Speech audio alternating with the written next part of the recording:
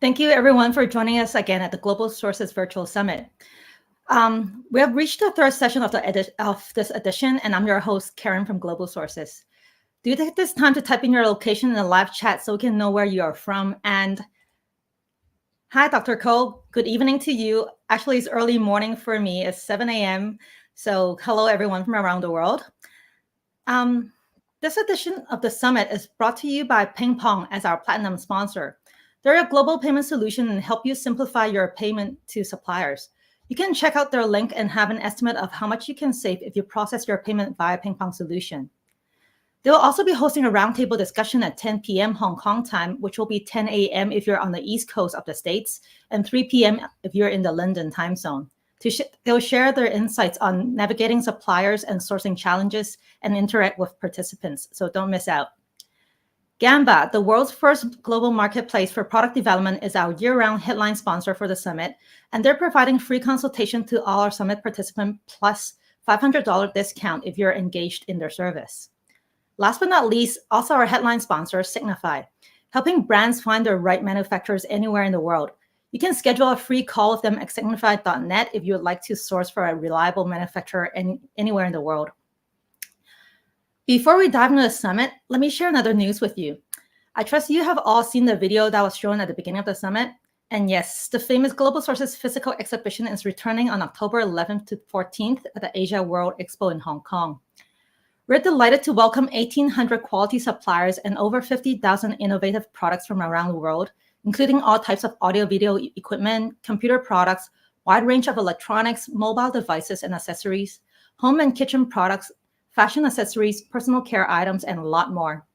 Expected to be the world's largest professional sourcing event in the past 2.5 years since the epidemic, the show is set to host 100% verified suppliers from 10 countries and regions with their latest products. For all those that uses this QR code shown on the screen right now, you will receive extra incentives, including Octopus Top-Up, which is the traveling card in Hong Kong, F&B voucher to be used at the venue, and supermarket voucher if you're a returning visitor. On-site, we'll also have seminars on the latest trend, especially the tech aspect, so don't miss out. In case you're unable to visit us in Hong Kong, there will also be a virtual expo, a highly efficient way of connecting online buyers with on-site exhibitors, as there will be professional hosted tours to booth using live chat technology, which enable real-time dialogue among buyers and exhibitors.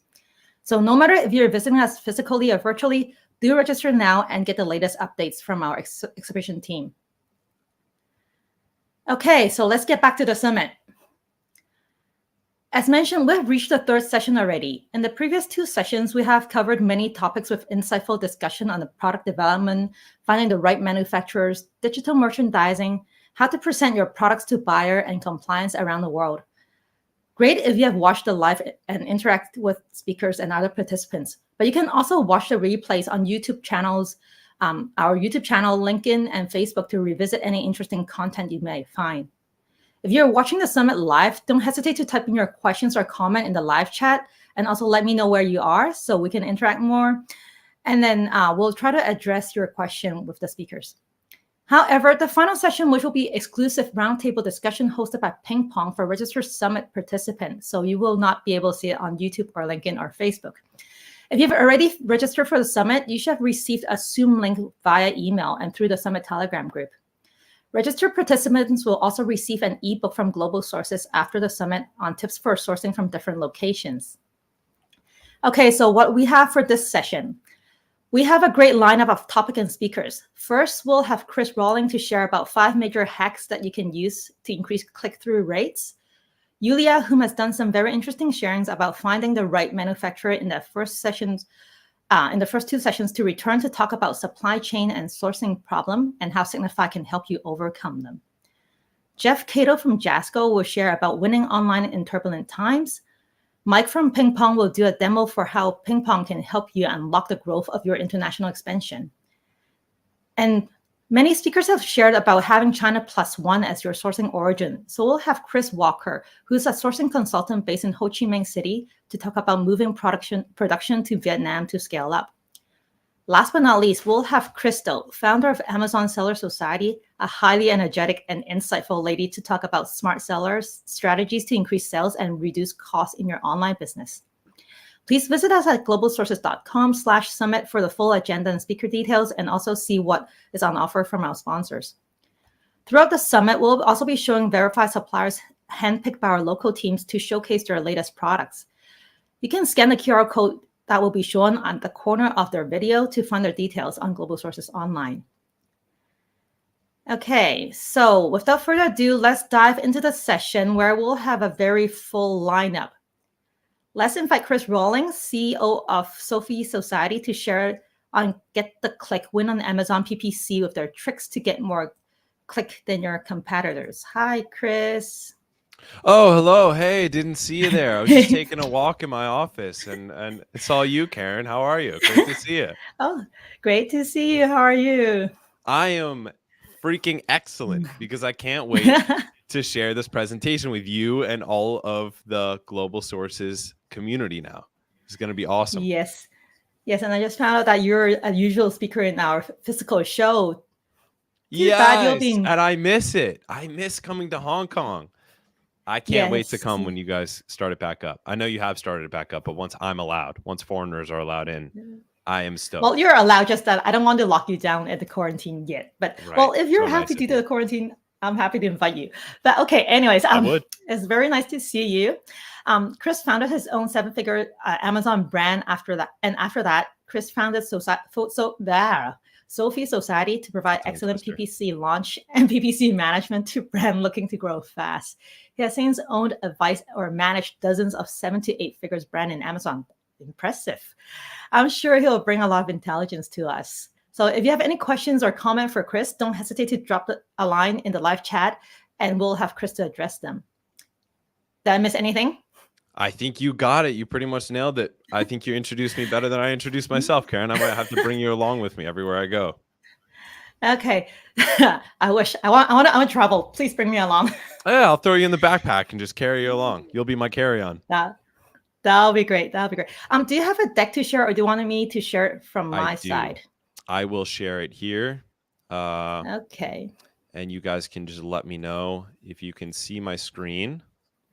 I see it loading. Okay, I see it here. It is. So I'll let you do the work and I'll hide in the dark backstage now. Aha. See, now you'll know how it feels, Karen. I was hiding in the dark this whole time. Your turn. Okay, see you soon. Bye. All right, let's rock and roll, guys. So today we're talking about traffic maximization, i.e. how to increase the click-through rate. The click-through rate is the step that nobody talks about on Amazon that's between traffic and conversion. Everybody says, what do you need to succeed on Amazon? Oh, you need to rank so you can get all the traffic. You need PPC so you can get all this traffic. And you need a listing that converts. Hey, everybody forgot that there's actually a step in between there. It's called the click. So you can get all the traffic in the world. Everyone can see your listing thumbnail. That's tons and tons of traffic, tons of impressions. And you can have great conversion. Once people are on the listing, most of the people that are on the listing could buy it. But if those impressions never turn to clicks, which turns to actual traffic on the listing, then you can have the best conversion and the best traffic in the world, and you're not going to sell. So that's why we're talking about some hacks today to increase your click-through rate. And we're going to go through 5 of them. And I'm telling you, if you guys think you already know this, or you've already done some of them, or you tried it and it didn't work for you, listen up, because I'm going to give you guys some tricks here. And also, you're going to see by the end of this portion of this presentation why this is so powerful. And then after we go through these 5, I'm going to go through 2 more broad categories of ways that you can better utilize the traffic and maximize the traffic that you have in a couple of other very creative ways, separate from this specific click-through rate optimization section. All right, so we got to squeeze this into a really, really tight time frame here. So I'm going to go pretty fast. Make sure if you're listening live or if you're listening after the fact that you put your phone upside down, close Chrome tabs, and super just focus on this, because I guarantee if you implement even a few of these little tips, you will improve the revenue and economics of your business, okay? That's my guarantee to you. All right. Sorry, got a little cough there. So if you implement all this, you will not only get more clicks due to the increased attention people spend on the listing, but you'll also get more clicks for a completely different reason, which I'm going to go into in a couple different slides. Okay. So let's start with the first little hack. This one is called the small business badge. The small business badge you can see circled and pointed to right here. This requires brand registry or the handmade program in order to get. Most of you guys probably already got that so that you can have access to things like A+ content and the brand story module. But if you don't, you do need that in order to get the small business badge. Most of you guys are applicable, whether you have it or not yet. All you need is to be doing under 50 million in revenue. So if you're doing over 50 million in revenue, well, good for you. Maybe you don't need these hacks. You're doing pretty good already, huh? But and some of the other hacks will apply to you if you are in that category. If you're doing under 50 million in revenue, then you are considered by Amazon to be a small business. This badge not only catches the eye with a little graphic of a storefront and the word small business, but it also increases the size of the listing thumbnail in mobile search results. This is crazy, guys. Nothing that you can, people never talk about this. The size of your listing in mobile search results is a big factor in determining whether or not you'll get clicked. It's the difference between you showing up and maybe one other listing showing up, and you showing up small and 3 or maybe 3.5 other listings showing up. So you're actually physically crowding out the competitors from the screen on their phone by doing this. So powerful. Once you're approved in the small business program, all of your products get automatically enrolled. So highly recommend it, guys. How do you get it? You contact Amazon through seller support. You provide the name of your brand, the company, the business address, and the merchant token ID. Amazon will then review your eligibility in the program, and you can find your merchant token ID in the upper left corner of your Amazon Seller Central. All right, that's hack number 1. Let's move on to hack number 2. You can see in the upper right hand of the screen here, get the Climate Pledge Friendly badges highlighted. That's where you'll be able to see what hack we're on. Climate Friendly Pledge badge.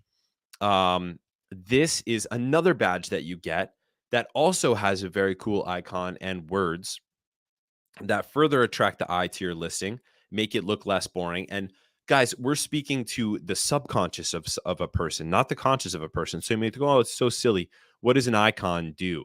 Guess what? It does a lot, because you're not speaking to the frontal lobe of a person's brain. You're speaking to the amygdala, their emotional centers in their brain.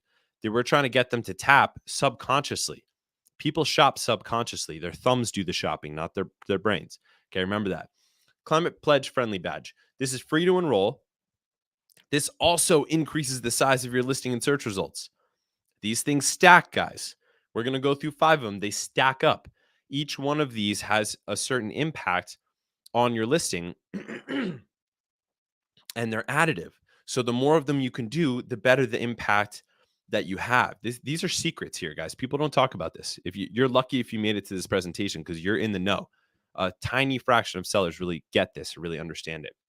You need either Amazon's Compact by Design certification, which is not hard to get, or if you don't qualify for that, there are other external third-party sustainability certifications that you can use instead. There's a whole list of them. I'm happy to send you guys a link to that list. I'll show you how to contact me later on in the presentation, either by email or by Instagram. So I'm happy to share that with you guys. This can happen automatically, or you can request access to a specialized Amazon email through a specialized Amazon email. Again, I have that email. I can send it to you. I didn't include it in this presentation so that we don't flood them. But if you're really serious about this, contact me later on in the presentation, and I will send you that info as well as the Compact by Design info. This is available to all brands, so you don't even need brand registry. Okay. So that about wraps it up for the Climate Pledge Friendly badge. Now we're moving on to the clickable coupon. A lot of you guys know what this is already. This is basically the coupon that you click when you're on the listing, it says check this box to take 10% off, or check this box to take $2 off of this purchase. So yeah, it's cool for conversion, and it does help, right? But it also helps the click. It helps the click in a number of different ways, 3 major ways. So first of all, it catches the eye with this bright green banner. Again, we're talking to the subconscious mind here, guys. I mean, if you look at platforms like Upwork, they'll actually charge the hiring party to put a little diamond on their job listing just because it catches the eye. And guess what? It works. So getting this little green banner that actually works to catch the eye and win the click of someone, even not even taking into consideration what it even does. It's just the fact that it catches the eye. Okay. But second of all, it is actually a savings, and it says save $3, save 10%, whatever it is, because you could do either percentage or a cash with this coupon.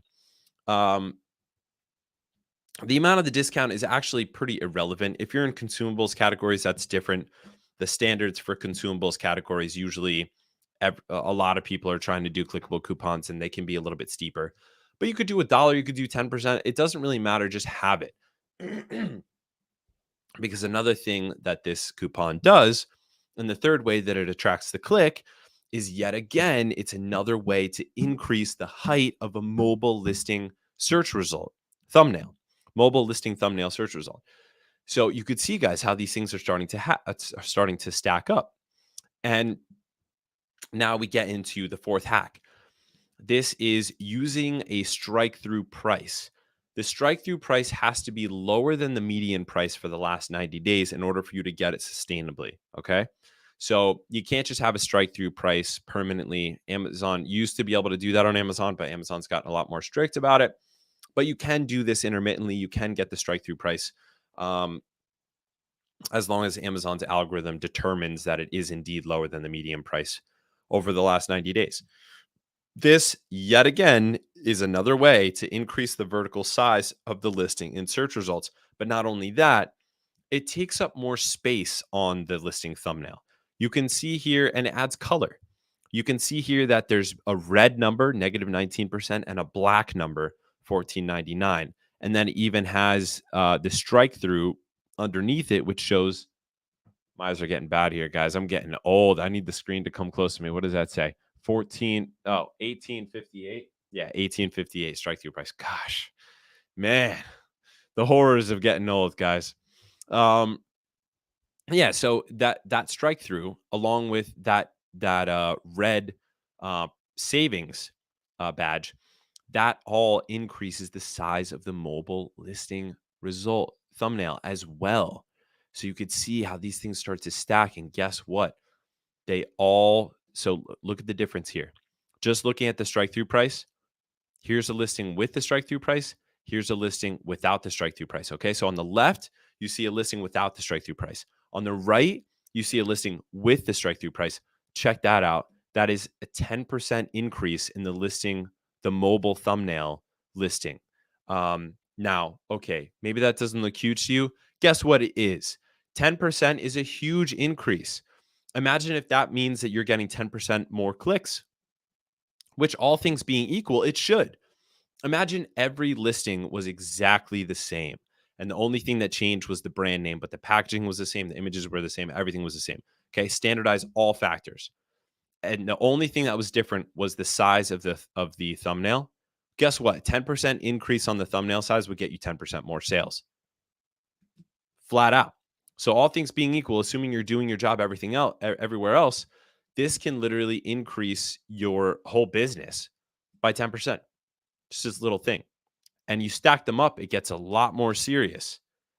Let's stack these up, okay? Let's look what happens. Here's a listing on the left. It's got none of these hacks. This is what the size looks like mapped onto a listing that has all of the hacks. This is the size of the extra real estate. Dude, that is 70%. That's huge. I hope that you guys who are watching at home, I hope your faces look like this guy right here. And I hope you're doing that exact thing.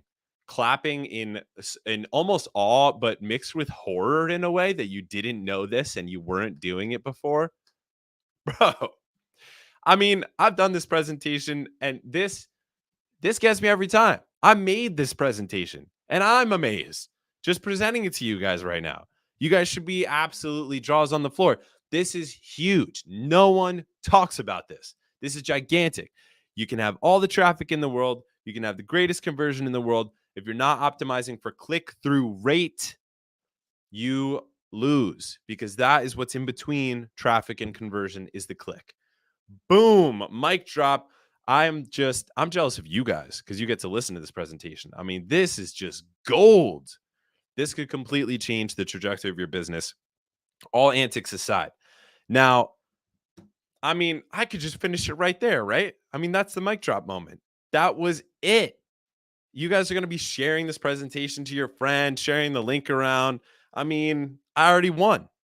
But you know what? I'm going to keep going.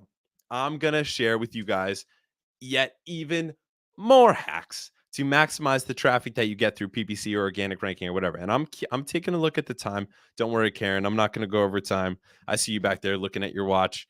We're going to stay right on track, and we'll have time for questions and everything. Okay, guys, let's get going, and we'll get through this as quickly as we can. Pick your jaw up off the ground, and we'll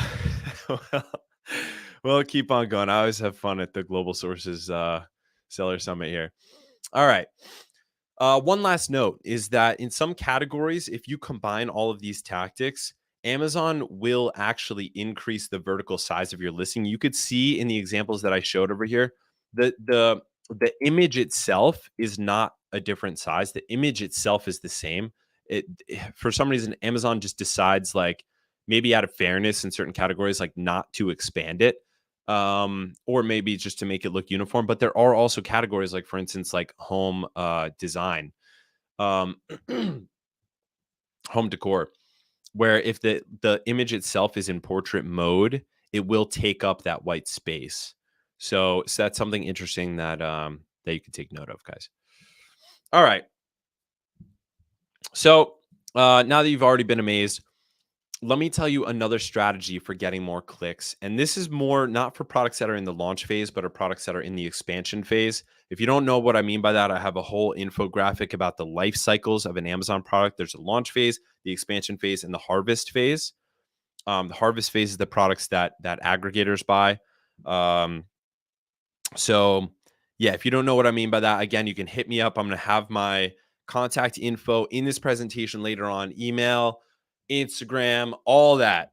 So yeah, so hit me up. I could send you the infographic for free. Normally, we wouldn't give it away just to people who are not part of our community, but you guys basically are our community because you're the Global Sources Seller Summit guys, and you guys are my homies. I've been speaking at this conference for many years, so I consider you guys part of my extended family. All right, so I'm going to send it to you. So let's get into this other tactic. This is for products in the expansion phase. All right. So you have to be a little more mature to be able to do this. But people think, oh, I got to rank organically. Guess what? It's not all about that anymore. There's so many ways to show up on page one. It's not even funny. It's crazy. Look at this GIF that I have here using the same company that I used as the example before. 6 different ways these guys are showing up on page one. There's the organic search result that we're all obsessed with, right? Then there's sponsored search. This is the most common placement for PPC, the top of search, sponsored search placement that shows up right below the actual search bar. Then there's sponsored brand. We got the headline ad up there, right? Then yet again, we have highly rated. Highly rated is a pretty new placement, and you can't just choose to get it. Amazon has to choose you, but it is a sponsored placement. Okay, so you have to be running sponsored search ads, and you can get the highly rated section. And there's also another one similar to highly rated that's called popular, and you won't see it in this GIF here that's playing right here, but it's called popular. It's similar to highly rated. You have to be running sponsored ads in order to get it. But if you do, you literally show up on page one, yet another place. Then there's editorial recommendations. Okay. This Amazon has been using this a little bit less recently in the last couple of weeks, last like 1 or 2 months or so. but it still shows up here and there. And you can get that by working with firms that will actually like write press releases for you and like get you editorial recommendations. And then there's sponsored video, right? There's nothing stopping you from doing all of these. Now, if you're in the launch phase, you're not at the point where you can really do all of these. In the launch phase, you really just want to focus on the number one and number two, because you don't have enough reviews and you don't have a high enough review rating yet to be able to play with the big boys and win the click to make these other like page one placement types actually economical for you. So remember that if you guys are just launching the product itself, not just the brand, but the product that you're focusing on is just launching, you're going to want to focus on just running top of search PPC and boosting that organic search result. Okay. But if you guys have a good amount of reviews, you're ready to really play with the big boys, you're heading more and more main, like mid-tail keywords and main keywords and not just like long tail specific keywords, this is something you can do. And the reason this is so powerful, so this brand that's showing up all over the page one, Life Boost, look at their pricing compared with everyone else. $28. Okay. I'm looking at this. I see $12, $13, $16, $14, $13, $20. I mean, $10. This product is way higher priced. And yet, this is the 27th fastest growing company in the country right now. We did actually all of their listing content in my company, Sophie Society. They're growing so fast. They're growing so fast. And why is that? Is because this is well known. This has been well known in marketing for decades. It's called the 5 touch points. When somebody sees you or hears of you 5 different ways, they hear you from a friend, they see you on a billboard, they hear it at a TV commercial. Once it gets to 5 times, they already trust you and they're ready to buy, because now it seems like you're everywhere and it seems like society at large trusts you. So then they trust you. And that's the strategy that these guys are using here. Rank not just on page one, rank all over page one. I mean, LifeBoost is crushing some of these brands that are ranking higher than them organically because they know that the shopper doesn't even care. Shopper doesn't know what's the organic result, what's the sponsor result, what's sponsored brand, what's sponsored products, what's organic. They don't care. They don't give any. They don't care. So, yeah, this is another way, if you guys are mature enough, that you can really crush it, is just get on page one every possible way. Okay, so organic search result, we all know what that is. Sponsored search, top of search. This is what you want to do during launch. As I mentioned, you want to go real aggressive top of search. The way to do that is start with the suggested bid and then up the bid, but also just up this top of search placement adjuster. That's what will really get you up there, up on the top, is upping the top of search bid adjuster. And you can even lower the bid while doing that, because that will keep the campaign from getting product placements and just focus you on top of search. Okay, if you want to go deeper in on that, I have a whole set of slides that are specifically for this. Again, you guys can contact me anytime about this. All right. Then there's the sponsor brand ad. Look, this shows up right at the top and it's way more rich content. This is super duper powerful, especially since your listings show up as side scrollers. You're actually showing multiple listings before they get to see any other listings at all. Highly rated. This is the section we talked about. Amazon will put you here if you have at least a 4.5 star rating, or 4.3 star rating, meaning 4.5 stars are showing in the star icons. Okay. The products with higher number of reviews are more likely to get it. And this is yet another reason you guys should be focusing on review velocity, meaning what percentage of my sales lead to reviews. 1% is bad, 4% is excellent. You guys are probably somewhere in between. You're probably closer to the 1%, let's be honest. And there are a lot of ways to get your review velocity up. Okay. Editorial recommendations. This requires a third party. There are service providers that do this. We won't get into who that is. Some of them are sketchy. Some of them are legit. You can Google it. And then sponsor video. I mean, this is just a cinchy, easy one, guys. Sponsor video. When it first came out, it was providing insane returns. Now it's a little bit more competitive because more brands are starting to do it. But it's not hard to create a good video. You create some shots of the product in use with text overlay that immediately grab the attention within 1 to 2 seconds. It autoplays. So it's really, really powerful. And you can still get excellent results. and cheap clicks and cheap purchases by doing sponsored brand video. All right, now we're going to get into the last category of hacks. I know, Karen, that we are close to our ending time, so I will go quickly here. But this is another one that's gonna blow some of your guys' minds. Some of these things you guys are probably already doing. The philosophy behind this is real estate. So your listing is not all about your product, right? We all know this. Our listing is all taken up by all other brands' products. I mean, how rude, honestly. That is just rude. Other brands' products are showing up on our listings, on our front lawn, our home turf. I mean, that is just rude. The audacity these brands have and Amazon has. And you know what? I'm sick of it. It's time to kick those MFers off our listing. And I'm going to show you guys how to do it in 5 main ways. So the philosophy here is we want to get the biggest percentage of the total listing. If you were to take the listing and print it out from the top all the way to the bottom, and you would highlight in yellow what's actually selling my product or my other products, and what is selling other people's products, and then you cut that, you actually measured the area of each of those sections, and then you like divided it. Your goal should be to maximize the percentage of your listing that's either your product that the listing is about or your other products. And that's what this does. Okay. This is going to do exactly that for you. It's going to maximize the percent owned. That is the key metric that we're going after here. Percent owned. Okay. All right. So starting with bundling. Virtual bundles are easy to do. You can bundle 2 products together. A hot tip for this is if you go into brand analytics inside Seller Central, there is a part of brand analytics called the what is it called?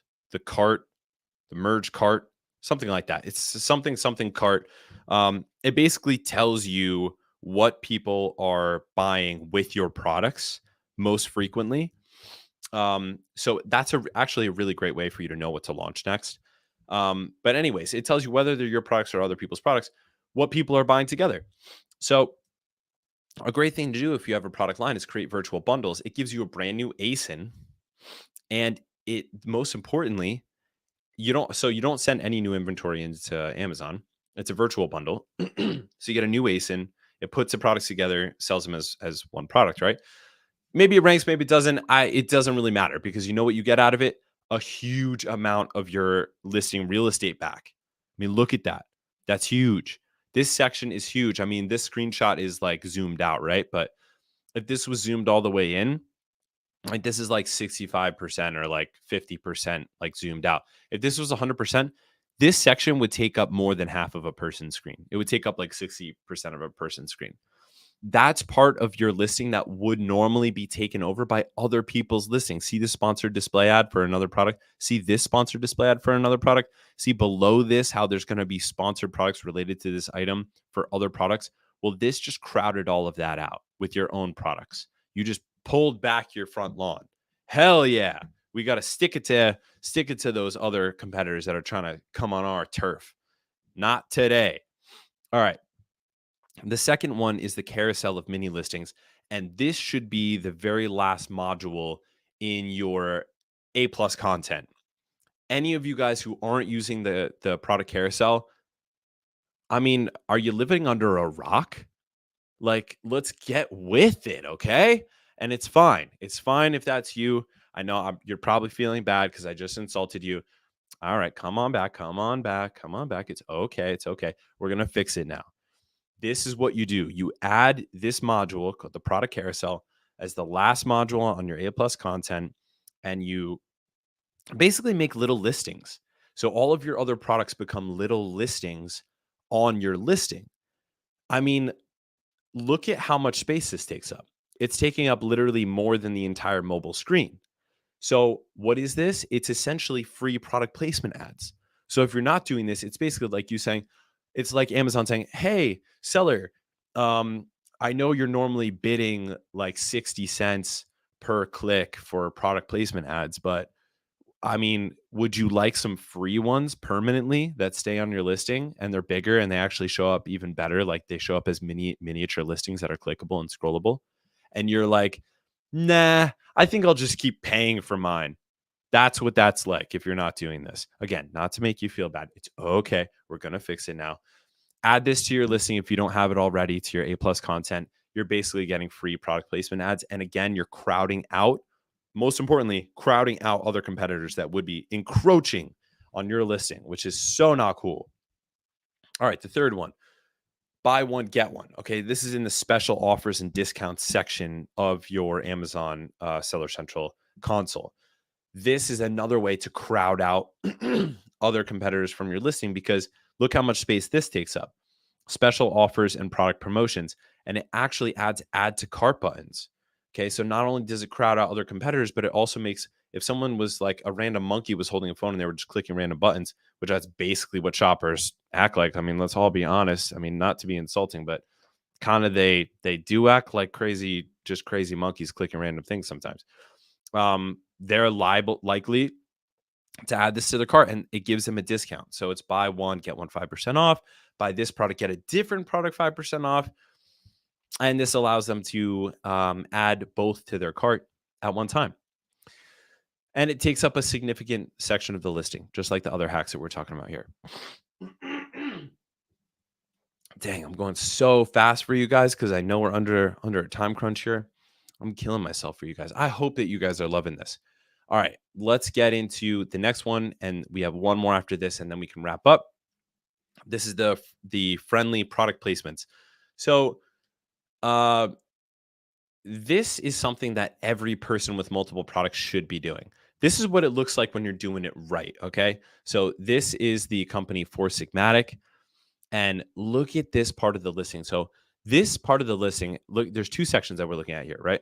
Buy it with, and you might also like. Both of these sections are not guaranteed to be your products. Both of them are open to any company getting in on that. So this company is doing it right because guess what? They said, oh, this is a section that other companies can get in on. Screw that. We're going to crowd them out with our own listings in this section. So you can see buy it with, it's Four Sigmatic, Four Sigmatic, Four Sigmatic, three of their products. And then you might also like, what do we see? Four Sigmatic, Four Sigmatic, Four Sigmatic coffee, Four Sigmatic protein. You know why? Because they're bidding high on product placement ads for their own products. So they're making sure that they're getting those spots, not other people. And some sellers are like, oh, well, why should I bid on my own listing or my own searches, my own branded searches, or my own ASINs? Well, because if you're not, somebody else is. That's the reason. And don't think for a second that just because someone's on your listing, it means they're loyal to you. They'll click right off of it in a snap. So this is the ultimate defense strategy. This is what you don't want to look like on the right side. This is that the brand we were looking at before, Life Boost, which is a great brand, by the way. Absolutely great brand. 29th fastest growing company in the country. But they're missing out here because they're frequently bought together or buy it with section that Amazon now calls it, shows other companies. And there you might also like that they could have cross-sold to their own product is also showing other companies. How sad. And that's not what you want to be. You want to be like these guys over here. They're competitors for Sigmatic. It's all about the combo moves, guys. You don't have to do this all at once, but if you do even some of these things, it can have an absolute dramatic impact on your business. And I can tell you guys, like Karen said in the beginning, we work with six-figure brands, seven-figure brands, eight-figure brands, and nine-figure brands. And the difference between the seven-figure brands and the eight-figure brands, the eight-figure brands and the nine-figure brands is the brands that can implement these strategies effectively and combine them together to make them the absolute best. Every one that you do puts you in a new echelon of sellers that are not willing to go that far. And the more that you stack on, the smaller and smaller percentage of the top sellers you become, you are in, until boom, you've built a $100 million company. Oh, another mic drop moment for Chris. Now, I told you guys that I would have my contact information at the end. Here it is. You could email me for all you old school dinosaurs, or for all you hip youngsters, just take out your phone, point it at this QR code right here, and scan it with your phone. It'll bring up Instagram, follow me, and then shoot me a message, and just tell me what you wanted from the presentation. I know there was a lot in there. It was super dense. Whatever interested you the most, whether it was a climate pledge friendly badge email or it was the product lifecycle infographic, let me know what it was. I'll send it over to you. No problem. And I hope you guys got value out of this. So yeah. I was too fascinated by your presentation and lost track of time. Okay, I have one quick question for you. For the hack number one, given the product actually meets all the criteria, for example, the climate badge, how long would those admin work take to get the badge actually listed on your product? Oh, it happens once you are approved by Amazon. They put it on instantly. How long does that approval take? Oh, the for them to review. Yeah, Yeah. it can be anywhere between a couple days and a couple weeks. Okay. Yeah. So for those starter, better start your process ASAP and get it done. I would start it now. Yeah, if you're applicable, I would just straight up put in your application like as quickly as possible. Yeah. Okay. Anyways, we're really running tight on time, but as mentioned by Chris, you can contact him on IG, email, or you can visit his website, sophiesociety.com, to find out more about his company. So thank you very much, Chris, and hope you get well soon. I was kind of worried about you with all the cough and kind of running. I know. I'm not. It's just allergies. Like it's late at night and I'm lacking sleep. So I'm all right. I'm all right. Thank you for your concern. Okay, go get some rest, and I'll invite you to our physical show in 2023 for sure. Okay. Sounds good. I cannot wait. If we're still need to quarantine, I'll do it. I'll do it. I'm loyal to you guys, so I'm stoked. Okay, I'll take note of that. Thank you. So see you around. All right. See ya. Okay. Bye. Let me just remove you. Okay. That was very interesting. Just realized Chris is another energetic bunny. We have a lot of hyper people today. And up next, we'll have Yulia from Zignify, who is also very hyper and in the middle of your night, right? Yulia? A little bit. And honestly, I'm sitting in a restaurant downstairs in a hotel, and I couldn't for the life of me find the light for this part of the restaurant. So I have one part where the buffet is without any food yet because it's 2 a.m. Yeah, so it's a little bit dark. Sorry. Can't find the light. Weird. No worries, it's fine. But welcome back, and sorry for putting you at a slot that's in the middle of the night. No, it's okay. It's really hard to keep track of where in the you morning. I was up at 2 a.m. last night as well, so that's okay. Yeah. So Yulia had some very interesting sharings yesterday about finding manufacturers from around the world, and she was actually on a panel with Gamba to discuss about product development and to find the manufacturer to fit your product development. So, how about you let us know what Zignify can actually do for us to help us find the suitable manufacturer. Let me put your slides up. Yeah. What I decided to do is to tell a little bit about the company, but also very little and very fast, because I thought it's better to actually bring value to the people who are watching right now and who will be watching later. So this slide, you can take a picture of it, you can get in touch with us, and we can share more information. But in general, let me tell you a little bit about us. So I have 17 years of experience when it comes to product sourcing, supply chain, category management, shipping, logistics, and anything and everything that really relates to getting your idea into a physical product, right? And to actually getting that product to you, whether you sell through Amazon, whether you sell through your Shopify, WooCommerce, anything. Officially, we started the Zignify company. I founded it a little bit under 2 years ago. And currently, because we are expanding so fast, because we have so many requests, we grew to over 40 people. And actually, all of our team members are women. we are all ladies except my husband. He's the only guy. And we're strategically located across the globe because we source not only in China, in Asia, or in Turkey, or in one particular country or region. We find manufacturers for your products across the globe. We go from a perspective of let's not go to the cheapest country, but let's go to the country that has the best competences for your product, that is located nearest to your country where you actually sell, right? And also we base this on your potential USPs. I look for the things for the competencies, not only from the perspective of the product and the market, but I also look at it from the perspective of the seller.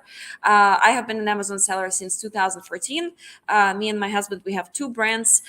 We sell through Amazon, we sell on Shopify. Our products can also be found on retail because we do that as well. So we look at everything also from the perspective of the sellers as well. So we know what you guys want and need. So the first things first, we help people find manufacturers. We also help with monitoring what is happening during the production.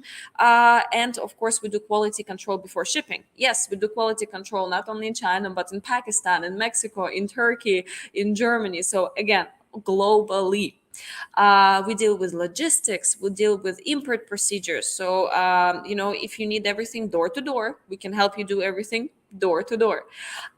We love basically doing all of the quality control for the samples before the samples get to you. Why? Because we do not want to waste a week of your time sending samples to the customers. And, you should have people on the ground who do this. Sending samples to the customers before they're properly checked. Smell, touch, I don't know where, use a knife, or depending on what the product actually is. So not only we help find manufacturers for your new products that you're thinking about launching, but we also help reduce and optimize costs for already existing products that you have, which is an extremely important point, because who doesn't like to improve their margins, right? So we're talking here in this particular conference, in this particular summit, about different ways of selling products and how to have better profits, like better Amazon listings, how to appear in searches better. So, but you can also start or you can also add on to this by actually having your product purchased cheaper, right? And there are different ways of doing this. And I actually gave some tricks and tips about this yesterday. So you can watch the video from yesterday as well. Why are we different from other companies? First things first, full transparency. We do not hide the manufacturers that we're getting in touch with. We love to provide all of the information to our customers, meaning each and every manufacturer that we actually find, we share with our customers. So in China, if we contact 30 manufacturers, our customers have a full list of those manufacturers with their contact information from the start. In outside of China, we usually contact around about 60 manufacturers. I think our top winner was one particular product that is in the agricultural area, and we had to contact over 400 manufacturers for this. So you can imagine a client looking through the list, but he wasn't really looking. He's like, okay, guys, you got results, wonderful. Also, we work in a bit of a different way in comparison to other sourcing companies or sourcing agencies. We work on an hourly base without any commission. Why do we do this? Because, again, we are Amazon sellers ourselves. And I personally believe that the commission should be paid to people who are working in sales. I don't believe that the commission should be should be used in the sourcing procedures. This is solely my opinion. This is how we work. I wouldn't want to pay for this. This is why we don't have our customers paying for this. Usually, all of our customers need everything done yesterday. So, we need to work really fast and really efficient. This is why I usually say that we provide German quality, but Asian efficiency and Asian flexibility. Germans are, for example, are not very flexible, but they provide amazing quality. And we wanted to make sure we combine everything from the best, for all the best things from a few worlds, right? From a few regions.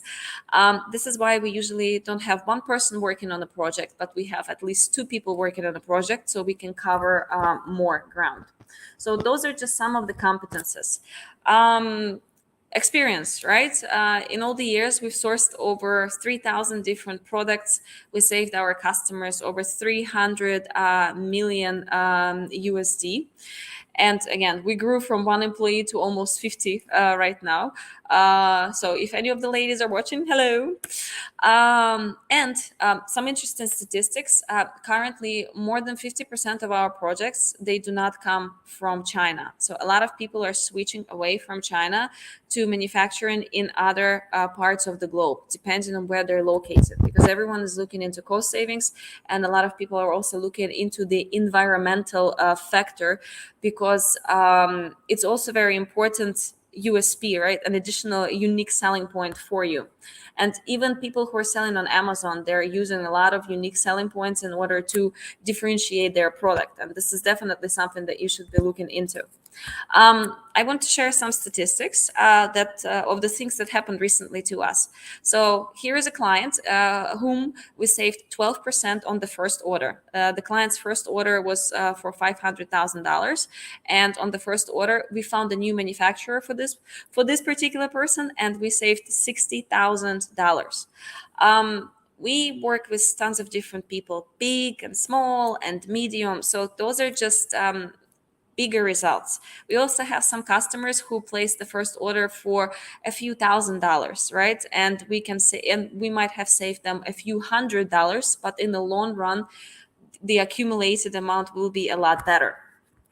So yeah, this is not a bad result. Another customer who started with us with one product, and now, later on, he launched 22 products in parallel, and we did a verification stage for him where we worked only for 4 hours on each product, and we received initial pricing for this particular person, and this person was doing this in order to see, is he going to be able to have good margins on his products when he is selling on Amazon? That was an Amazon seller. And this is something that you should definitely do. Try to get some initial pricing. Don't go fully in and blasting and getting each and every detail ready unless you already know what are going to be the landed costs, right? Which is your purchasing price, which is your shipping costs, your import costs, your VATs, it's storage, etc., etc. So you need to know the landed cost, and you need to be very, very careful with this. This is why with this particular customer, we did verification for 22 products, and he ended up launching, I think, with 5 or with 7. Another customer, just a very, very recent example, where we saved we found the product cheaper with the same quality, and if the product was $1 cheaper. And last year, this particular customer, he purchased 500,000 pieces of that particular product. So we saved him 500 grand when he spent only a few $1,000s on us, which is quite amazing. They're very, very happy. Another example, a very big cosmetic brand in Europe, we saved them in 8 months, 1.4 million. Actually, it's not dollars, it's euros on cost optimization. So it's not only with the new products that you can play around and get better pricing, but you also should always look into how much you can optimize your costs with already existing products. It's extremely important. Okay, we work with small guys, we work with medium guys, we work with Fortune 500 companies, we work with products that require OEM, the ones that require tech pack development. We have some really cool clients who work in medical tech, right? So they're producing some extremely wonderful new technology that helps people's health. We have for dogs, for cats, for humans, for anything and everything you can imagine. I think over the years we literally worked on it. And I wanted to give some tips. I didn't want to only talk about the company, but I wanted to give some tips because I think this is extremely important.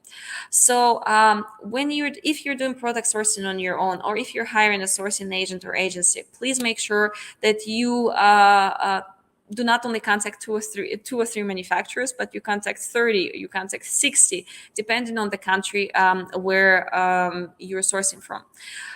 Try not to use the trading companies, because usually they will have a markup because they also need to make money, right? And they will end up to be a little bit more expensive. There are some situations where they will be cheaper because they're keeping some stock, and if you're buying some stocked product that on which you will put only your own sticker, then it can be cheaper. Please make sure to do background check on the businesses, because business needs to be legit. They need to have all the certification. They need to be registered. They need to be running. They need to have liquidity. They can't be in a situation where they're being sued by the government. We have a customer like this who came to us with such a problem, and we needed to resolve that. Bad web page for the company equals bad company. Not necessarily. If you're working with manufacturers, for example, all throughout Europe, most of them, they don't even have a website. It's just they're old school, but it doesn't make them bad manufacturers. Make sure that factories have the flexibility in terms of communication and in terms of what they can provide you. For example, OEM, ODM, what adjustments can they do to your product, how much qualifications they have in terms of technical part, right? Engineering, how many connections do they have with other factories, flexibility in terms of materials, what suggestions can they provide for your products. Are the products possible at all, for the factory to produce? And this goes for any factory that's located across the globe. Don't only trust what you see on the website. You need to talk to people, right? Call. Don't just write an email, because it's not very helpful. And ask questions. You need to make sure that the products that you're selling, if you're selling on Amazon, right, or you're selling in a particular country, it might require certain certification. So when the sourcing is being done, make sure that the factory has that certification available from the start. So when you're asking for the prices, ask them for certification, and make sure to check that certification if it's still valid. We've seen more than once that the manufacturers provide a certificate, but it is not valid anymore when we go into system and we try to check them. Offers versus the reality. You need to make sure that the products that are produced are actually on par with the samples. So do quality inspection, right? Don't marry a stranger. I like this one. Is to me, when we're working with manufacturers, when we're searching for manufacturers for our customers, we consider this to be a marriage, a partnership, having a long-term boyfriend and girlfriend. Sometimes you need to compromise, but sometimes you need to be tough. And this is something that you need to keep in mind. Also, payment terms and MOQs. Nothing is set in stone, and even for the first order, sometimes we had a deferred payment, meaning the customer put, for example, 20% deposit, but 80% a balance they paid only after the goods were shipped or after the goods arrived at the port, at the destination port, right? So nothing is set in stone. Be open-minded, and this will open the minds of your manufacturers as well. And we help with this if you don't know how to negotiate this properly. I don't think we have too much time left, but I can later share this presentation, and you can see some of the hacks for negotiations that will help you to negotiate with the suppliers. And we'll basically get better pricing for you, better MOQs, better deals. And so here is some information of what we actually provide in terms of services. We help find manufacturers, we help do quality control. For some of the companies, we actually provide a full supply chain service. So companies outsource their whole supply chain to us. We do basic product photography in China, because sometimes it's extremely important to have some of the basic things on hand before you even before you even launch, right? So this can be very helpful. Logistics, labeling product, labeling and product requirements. This is something extremely important. And people who sell on Amazon and even through their own website, you guys need to be aware that compliance can be a big issue. We know some people who had problems with the customs, who had problems with the government when they had wrong things placed on the label, because this can get you in trouble big times. So you need to be extremely careful with this. And I always suggest invest a little bit more money, but be compliant. Make sure that you have all of the information correct. We've seen some people who produced a lot of product. I mean, not even just thousands of pieces of products, but hundreds of thousands of pieces of products. This situation happened in Germany, and they were selling in retail actually and on Amazon. And the retail the retailer came in, and they said, nope, your labeling is wrong. So the customer had to relabel at their own cost hundreds of thousands of pieces of products before they could start selling it. So you need to be really very much aware and use the right people to do this, because a lot of people, they specialize in different things. And you need to make sure that the people that you're using, they have the knowledge for the particular country that you're selling your product in. Certification and application for certification. Amazon has been cracking down for the last few years on the people who don't have a certification for different, every product has its own certification, and you need to be very much aware of it. And if they have the said requirement, then you need to provide it, because otherwise sometimes you can't sell. They will ban you, they will close your account, they will say goodbye, and never ever again. Plus, certification also helps you be not only more compliant, but it's an additional USP. If you have something like BSCI, which is something that shows that the factory is compliant in terms of how they treat the workers and something like this. This is not something that is absolutely necessary, but it's great to have, and it's a great additional USP to use. Also, when you have problems, for example, and you can't ship all of your products directly into Amazon, let's say, and you need a 3PL warehouse, we can also be very helpful with this. From my side, let me see what I wanted to share. This is a part of our team, again, all ladies, and this is our team meeting up in Montenegro. This is our team meeting up in Philippines, and this is just a small part. So until Karen is back here and kicking me out, maybe I'll go back. Too late. But if anyone wants to make a screenshot of the 10 hacks or anything like this, they can, and they can always just ask additional questions and I can share the information easily. So Yeah. Thank you for just speeding through your presentation, because I'm running tight on time. But I have one question for you. You mentioned that you have seen manufacturers providing a certificate or some documents that have actually expired or invalid. Oh yeah. Would you still go back to that manufacturer, or do you just find it untrustworthy and never go back to them again? No. It's okay. Look, we can't be too critical of what we're being offered. Sometimes beggars can't be choosers. I'm not saying that this is not a good thing. It's a bad thing for sure. But this can actually give you an additional bargaining power, saying, hey guys, what the hell is going on? Why did you do this? Why did you provide an old certification for me? I guarantee you that within 2 weeks, the certification will be updated.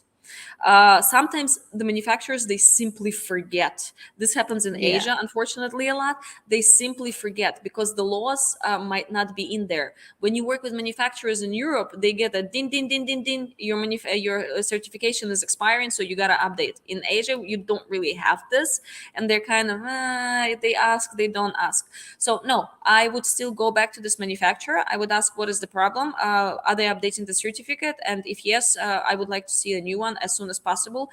And from there, if all the other signs are okay, meaning the communication is good, the samples are good, prices are good, their verification was good, so they're a good, legit company with everything in place, I would still use them. Yeah, we did that. This is not something that I'm just suggesting to do, but we actually did that, and it's working out fine. Yeah. Also, use your That's gut. great. Your gut is a very very important part in any business process. Okay. Yeah, I guess that's my question. And actually, we had speaker called Frederick in our second session yesterday. He is specialized in compliance, and he was talking about how to do the proper label for each different countries, how to import to, for example, EU and the States, all the special certificates that you need to get. So for those that are interested, you can revisit our session 2 on YouTube and then see what he has to say about it. Okay, so it's getting really late for you, Julia. I won't hold you up for too long. So if you would like to find a backup manufacturer or have a product in mind that needs support in production, do reach out to Julia at Zignify.net to schedule a free call and see how her team can help you. Once again, thank you very much, Julia. I'll let you rest now and look forward to Thank seeing you you as again soon. well. Thank you. Okay, Bye good bye. night. Bye-bye. Okay, that was very informative and a lot of information, I should say. Okay, up next, we have Jeff Cato, Vice President and Vice President of E-commerce and Digital Marketing of Jasco, to join us. Let's bring him onto the screen. Hi, Jeff. How are you? Hey, Karen. How are you? Great. Thank you for patiently waiting in the dark backstage. No problem. No problem at all. I actually enjoyed some of the content she was presenting. Yeah, it's very interesting. Actually, we had both of our speaker in this session have been very interesting and super energetic. There's so much to absorb. I need to kind of let it sit in for a while first. Yeah. Okay, so anyways, I'll give a little background about you. Jeff is a senior leader with more than 30 years of sales and e-commerce and marketing experience. You don't look that old, seriously, in multiple industry. And I'm sure he has seen a lot of up and down in the retail and e-tail industry. So if you have any questions for Jeff, don't forget to drop a note in the live chat box and we'll have Jeff to address them if time allows. Okay, so I know this is almost dinner time at your end, so I won't hold you up for too long and then you proceed with your sharing. I'll be at the back, the dark backstage. Just shout out if you need anything. Okay, I'll great. pull up your. Here we Okay, go. can you just try and see if you can control it at your end, or if I'll need to control it? Let's see. Can you just put your cursor over top and see if there's any arrows I can see? There's not. I'm not seeing that, Karen. Okay. Anyways, I'll be at the back. Just tell me when to switch the slide for you. All right, that'll be great. I appreciate it. Okay. See you in a bit. All right. Well, listen. Hey, welcome everyone. I appreciate you taking time out. Here's my goal. So we got 30 minutes. It's gonna fly by quick. So I've tried to really make this a simple agenda, hopefully with some good content. And we're gonna hopefully address some things that'll be of value. But I tell you what adds value in these times is throwing out a couple questions. So I'm hoping that as you see a couple questions that I have interlaced through the presentation, that you'll go into the comments and chat and just give a response to it, because the power in these kind of meetings are really you guys, not just me getting up here and talking about, my perspective and experience, but also some of the things that you're experiencing based on those questions. And we can really glean a lot from each other. So please, I hope you will participate and put something in the comments from there. So Karen, if you want to go to the next, and I've got a little bit of animation. Yes. So I've got it real simple. I'm going to give you a quick background on Jasco and who we are, just so you know where I'm coming from. I want to talk about the big picture, about some of the macroeconomic challenges. I think the majority of us are really up to speed. If you're not, well, then you may be under a rock possibly, but we're going to cover that, not in too much depth, but obviously we want to understand where things are trending and changing. And then really what this agenda is talking about is, hey, how are we going to win in these turbulent times, or what I'll say finish 2022 strong, and share some perspectives there. And then we'll have a little quick wrap up. So I know it's going to fly by. That's sort of where we're going to start. And so let me just jump right into it and tell you who Jasco is just briefly. We're based here in Oklahoma City, Oklahoma. We're a 47-year-old privately owned, family-owned company that's in the consumer electronics space. So we've got about 4,000 consumer electronic products that we sell through every major brick and mortar that you can think of. Think of the majors from the Walmarts, the Targets, the Lowe's, the Home Depots, the Costco's, the Sam's Clubs, you name it, even the regional retailers. And we do that under the guidance and the brands that you see there on your screen. We have about a dozen different brands, some nationally known like GE and Philips and Energizer and Star Wars and Disney, to where we have a lot of other private label brands as well that we are selling throughout all these major retailers. So a lot of people actually have our products and they don't even know they're Jasco. And so as I'm talking to you today, just know that we definitely have a large presence in brick and mortar on the retail, but we've been spending a lot of time and energy to win online, especially since I've been in this role specifically at Jasco for over 5 years. And so we're at about let's just call it an 80-20, 80% brick and mortar, 20% online sales, and obviously growing. We have about 500 employees. And the one other thing that stands out for us is we are very much a philanthropic, privately held company. We love to give 50% of our net profits on our brands to charities to make a difference, whether it's offering clean water, housing, what have you, just good humanitarian causes out there to make the world a better place. So that is Jasco. And so that gives you a little bit of where I'm coming from. And so Karen, if we'll go to the next slide, let's tee up this first question, right? And the question one is, and this is really going to come into some of the macro things I'm talking about initially, is are you heavier on inventory this year versus last year? Are you heavier on inventory this year versus last year? So go to chat, real simple. It's a yes or a no. And if I had to guess, the majority of you may say yes. Hey, Jeff, I'm a lot heavier on inventory. I'm a lot what you hear out in the news. But there's probably going to be some of you that says, hey, no, actually, I'm still maybe playing catch up in some areas, and I'm a lot leaner on inventory than I want to be on some of my big sellers. But please go to chat and answer that and help provide some feedback and give the audience a perspective of what other people are seeing and feeling out there as far as the inventory constraints.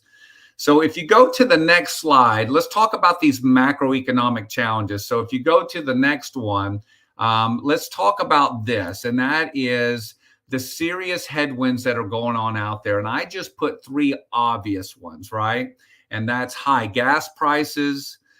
We all know what's going on there and the impact on your everyday family. And now actually they've been coming down some, but relatively they're still way higher than normal.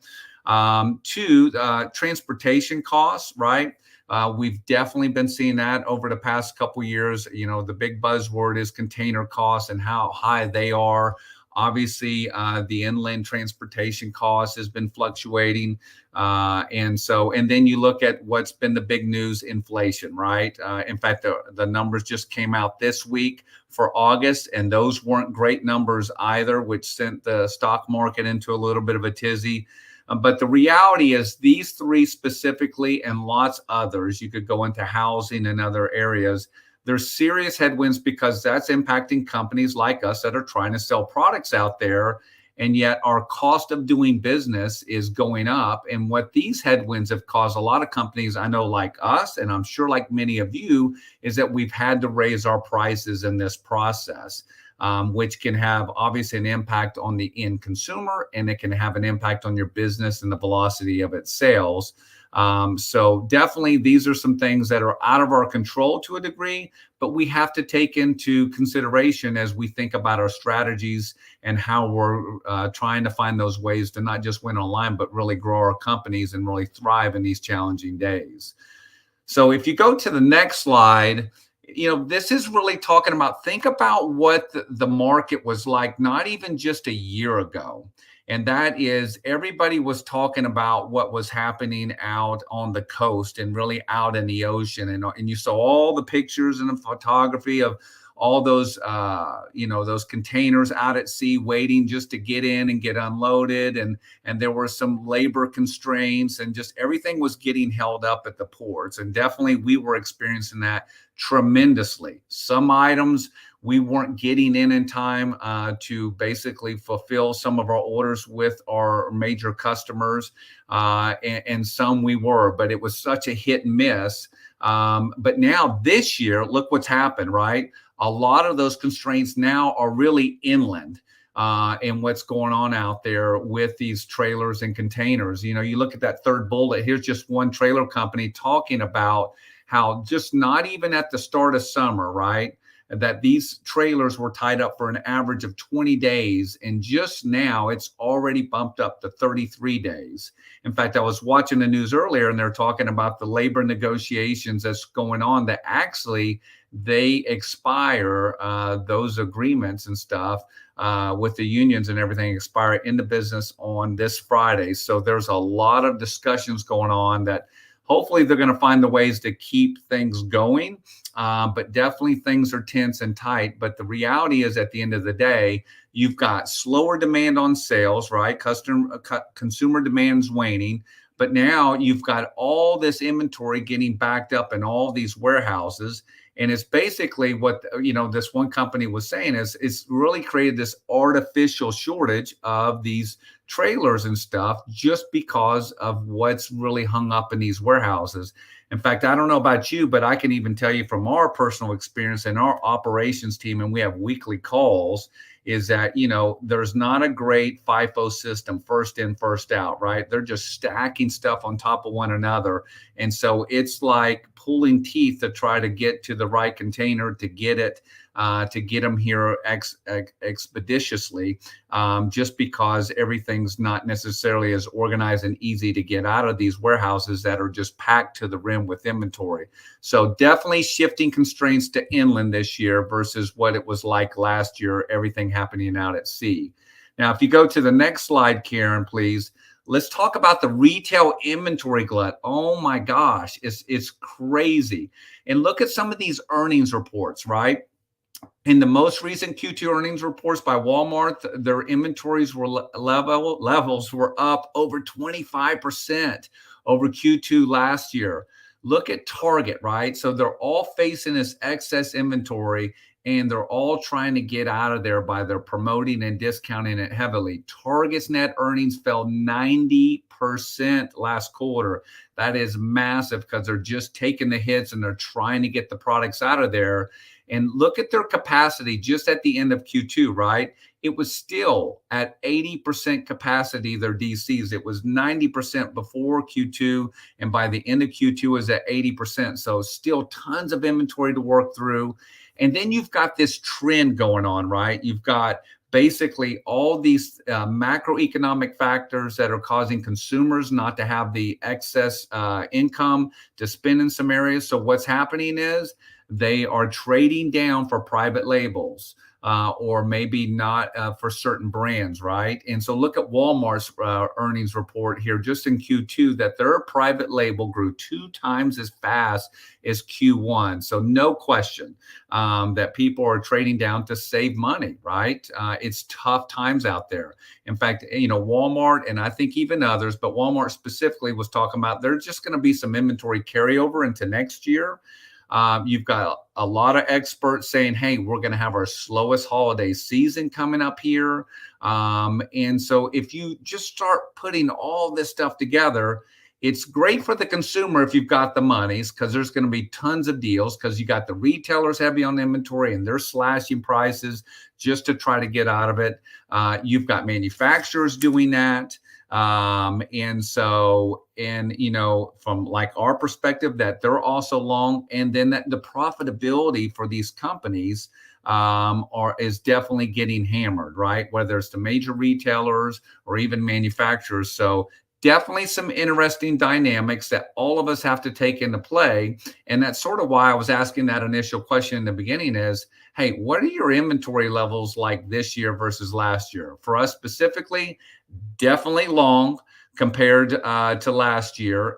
In fact, Walmart said in their Q1 earnings report that they did sort of a big bet. We did something very similar in the early last year. And I think many other companies did that to try to get ahead of things. And now we're sitting here with excess inventory. So definitely an interesting dynamic. But now the question is, what do you do with all these factors and what's going on out there in the marketplace? How do you win online, and what are companies doing to really move the needle, knowing that there's a lot of headwinds here in this very unique time? So let's go to the next slide, Karen, if you don't mind. And so let me wrap up this one particular section, and that is talking about ways to win. Let me strongly encourage you. I don't know what each of your cultures are like. I know ours is big on collaboration. It is absolutely critical in these times because there's so many more moving parts than usual to try to figure out how to move inventory and make sales. So definitely collaboration. If you don't have it, definitely try to instill that in your culture. But you got two simple scenarios. You got long inventory where you're long on stuff. I will tell you one particular thing we have done is, and we have not typically had that kind of sales incentive, but we basically created one not too long ago to really get our sales team focused on moving inventory that we're super long on. And so to get very targeted around those certain items where we want to get that moving. So maybe if you haven't, you know, all sales teams usually have a sales incentive, but we built it specifically around items we're long on inventory. Maybe that's something that you could do for a certain period of season through the end of the year to incentivize your sales team to help move some of that product. But it's also the one other thing I'll add in that long inventory is, you know, if you think about selling online, like we do a lot of stuff on Amazon, and we've got some big families and variations, is really this is a time as you start looking at these heavy inventory positions to say, hey, are these items, you know, are certain items really moving? I mean, what's been our history here? And is this a time as we try to work down inventories, should we even be, quote, discontinuing items and decreasing SKU counts as we go into next year to say, hey, you know, these items weren't selling well anyway. Let's go ahead and try to get them out of here and never reorder them again. And let's shrink maybe the number of SKUs in our families online and try to be more targeted, more specific to the items that are really truly winning online. And then the stuck inventories, like what we were talking about earlier, like for us, one of those big areas is Dallas. Hey, it's not going to make it here in time for a store placement. We've got to find like items, right, that we have healthy inventories and try to basically get those in place if they're not going to make it in time for brick and mortar. Or maybe we had promotions or marketing campaigns set up that we're just not going to hit those deadlines. So now we have to pivot. At the end of the day, irregardless if it's brick and mortar or online, it's a simple premise. You got to sell what you have, right? We don't love it at times because we had our eyes set on certain things, but that's what you got to do. So let's keep going from there if we can, Karen. Now let's get into like, what are some things, I'll share what we're doing and just some things I think in general. And some of this is just trying to be really focused and targeted. But when you get in these times, you can get so scattered. So I'm going to give you a few simple things that I know we're doing, and hopefully I'm going to encourage you as well. So the next question I want you to really answer is, what's your marketing spend like this year versus last year? Is it more or less? Is it the same as last year? Because as things have been tightening up for companies and sales are shrinking and profitability shrinking, is your marketing spend shrinking? Or are you going to hang tight? Or you say, hey, I'm actually going to go even more in on marketing spend because this is a time for me to maybe jump over my competitors that may be struggling. Go to the comments and share simply sort of where you stand on your marketing spend. All right, Karen, let's keep going. So here's a couple interesting updates, right, to set the tone for hopefully finishing strong for 2022. These are some recent numbers that just finished for Q2 for online sales. And here's what I guess is encouraging and challenging all at the same time, right, is that, listen, online sales are still growing. They're maybe not growing at the rates we want them to, but look at that. I mean, online sales for the first time since early 2021 have outpaced stores growth volume. So that's sort of a good piece of news. Now, if you look at that 20.6% penetration online, that's about the same as last year. Last year was around 20.4. So look, people are still buying online. There's still tons of opportunities. And what's always interesting, if you look at that chart on the right, it's about, you know, what's going on by quarter the past couple, 2-3 years. And obviously the COVID part in the middle is just, you know, you think about how big that was for online and e-commerce. But if you look at this year in the first 2 quarters, they're really low and very slow. Now, we would anticipate Q3 to come up a little bit because of Prime Day actually falling into Q3 versus Q2 last year. But the reality is, you can see the numbers, it's tough this year to comp last year just because of those heavy growth numbers. But at the end of the day, I would encourage you and challenge you and just remind you, though, that there are good opportunities still in the midst of a struggling economy out there. We just got to be better about finding ways to win, right? That's what it is about us being leaders. We got to help lead and guide our teams to do that. So what are some of the ways we can do that, right? If you look at the next slide, one of the ways I think super important in this time because of the flexibility of it, and I think where everything's going as far as social commerce, is definitely influencer marketing, right? For us, we've been on this journey for about 3 years. We started super small and we just been doubling down each year. And like I mentioned earlier, we do a lot of business with all the major brick and mortar. So, and even online with Amazon and others. And so we have really developed a lot of strategies to support our in-store launches with these major brick and mortars, right? We want to be one of the best in class suppliers. What does that look like for you? Who are some of your big customers? Who can you do influencer marketing with to support those in-store launches and to really make yourself stand out from those other suppliers? We've seen great feedback from our major customers when they see us investing dollars, because guess what they're doing? They're investing those dollars digitally to go win in influencer marketing online and social media. So when they find a partner doing the same for the items that they're bringing in of us or you as a supplier, that's a big deal, and that's great alignment, and that's really making yourself stand out apart out there from the competition. And by the way, it's great for collaboration. We do a ton of collaboration with our sales teams for those particular accounts, and really getting those efforts aligned and make sure everybody's rolling in the right direction. And by the way, when there's delays in shipping, like everything we were talking about earlier, the beauty of this, we've got flexibility and we can move dates out and still make these things happen and still be a great supplier for these major customers. So definitely influencer marketing. And then Karen, if you go to the next slide, this is just a quick excerpt of what, some of the things that we do. This was a recent campaign that we did on some color changing cafe lights that we do. One of our, premier products that we have out there in the marketplace. And we did this specifically with the Lowe's initiative. And we even got some comments from the Lowe's social media team on that. And so this is just one of the ways that we're finding to win online out there, whether it's with the retailers, or by the way, it can be for our own direct to consumer site, or even things that we're doing on Amazon. It's just about aligning with your key new strategic items. Great way to do some cool stuff out there. And then next, Karen, if you can, is that basically one of the things I will this one particular slide, and I don't need to beat that to death on the social commerce and how people are looking online via social media to find these products and things that they want to do. But one of the things that we did in this evolution too of winning in social media and with influencers is really technology. We used to outsource that early on as we were getting to really know things and learn it. But we have recently brought that in the past 12, 18, 24 months. We ended up getting a software tool called Grin. That's been a huge advantage and a huge help to us to really help manage and grow our influencer campaigns, to really manage that entire process and really find those influencers and really have more ownership of it. So depending on where you're at in that process, sometimes it makes sense to have a third party. Sometimes it makes sense to evolve.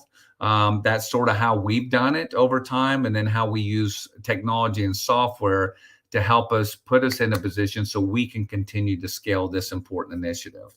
Okay, if we can keep going, Karen, promotions and advertising in this type of environment, a lot of those things are done way in advance, right? So like with Amazon specifically, we're doing promotions way in advance and planning those. And the same would be with our website. But for some channels, you can have flexibility late in the game. Some you can't. Definitely on pay-per-click advertising, you can. But think about this. We just talked about how a lot of retailers and suppliers have huge levels of excess inventory. Promotions are obviously a great way to do that, right? Using pay-per-click advertising can do that. But then you've got to sort of balance this, because you may be long on some items that aren't big sellers, and maybe just something happened in the ordering and you're just sort of hung on a slow moving item. You've got to balance your budget, right? That says, hey, listen, I've only got so many dollars.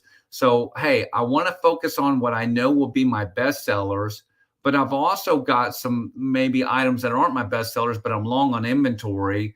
But then I've got these new items I'm bringing to market, and I want to spend, advertising dollars and promotions there. So it's this sort of quandary, and you just sort of got to walk through that. And it is this juggling act. It just is. And then only you can determine that for you and your company. But this is where a lot of people are at, especially as you look coming up with Fall Prime Day. You got Cyber Monday, or as we call it, Turkey 5. Those are big time. So it's this balancing act. But at the end of the day, promotions and advertising are a great way to do it. And we love to work with our digital marketing team, aligning with our e-commerce team, along with our sales and product teams, and laying these things out and really being fluid, right? Because we have weekly meetings and collaboration among all these groups and all the moving parts. Because like I mentioned, we got 4,000 products, but how do we leverage these dollars and efforts to go win online? And so this is a great time and way to do it. But I understand it's this juggling act, and there's not a perfect way to go about it. You'll have to determine that. All right, Karen, let's keep going, because I know I'm getting closer and closer on time. Just one quick thing, and I think a lot of companies lose this, and we have to a degree, and we've been putting some emphasis, but the part of your local, wherever you're local at, using those local PR efforts, you may say, hey, that's not going to move online sales. And I would probably say, yeah, maybe you're right, to some degree, but it is about building the brand, depending on where your stronger markets are at. And I'll be honest with you, for us, like we had the governor out just in the past 60 days around a big warehouse automation a system that we just put in, a $40 million investment. So you want to maximize those key moments, leverage yourself as an expert in your industry. If you can get some TV or print, I think it's always about building your brand and your level of expertise. And then really lastly with that, it helps your recruiting, right? We always hear about the great resignation, but just in this challenging time about retaining talent or getting good talent, building that brand locally will definitely help with the recruiting and with your human resources team.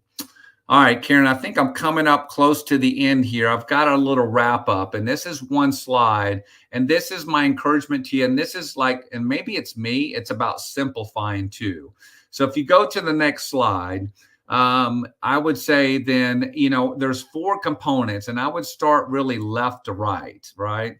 And so with that, I would say, hey, control what you can control, right? We talked about these macroeconomic factors. You're not going to control gas prices, inflation, and some of those key indicators, the transportation costs and everything. So you just got to say, hey, that is what it is. I got to be cognizant of it. I need to know it and how it impacts my business. But yet I've got to really focus on the items that are within my realm of control. And then I've got to be able to go win with that, because again, we can all get scattered and worried and lose a lot of mind share on things that aren't going to move the needle for us. So I always like to say, control what you can control. And then 2, reminding you that there are growth opportunities, even in a tough economy and a tough market out there. And it doesn't look like it's going to get any easier these next 3.5 months, if not even going into the first quarter of next year. But yes, there's always opportunities. There is. And so it's a good time to evaluate your content, your listings, your ad strategy, your promotions, shifting products to where you can go win, whether it's healthy on inventory or not.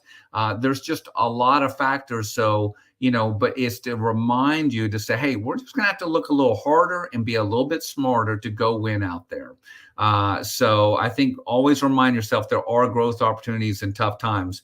The leveraging team thinking, I have emphasized that over and over for all of us. It's about collaboration, leveraging your teams.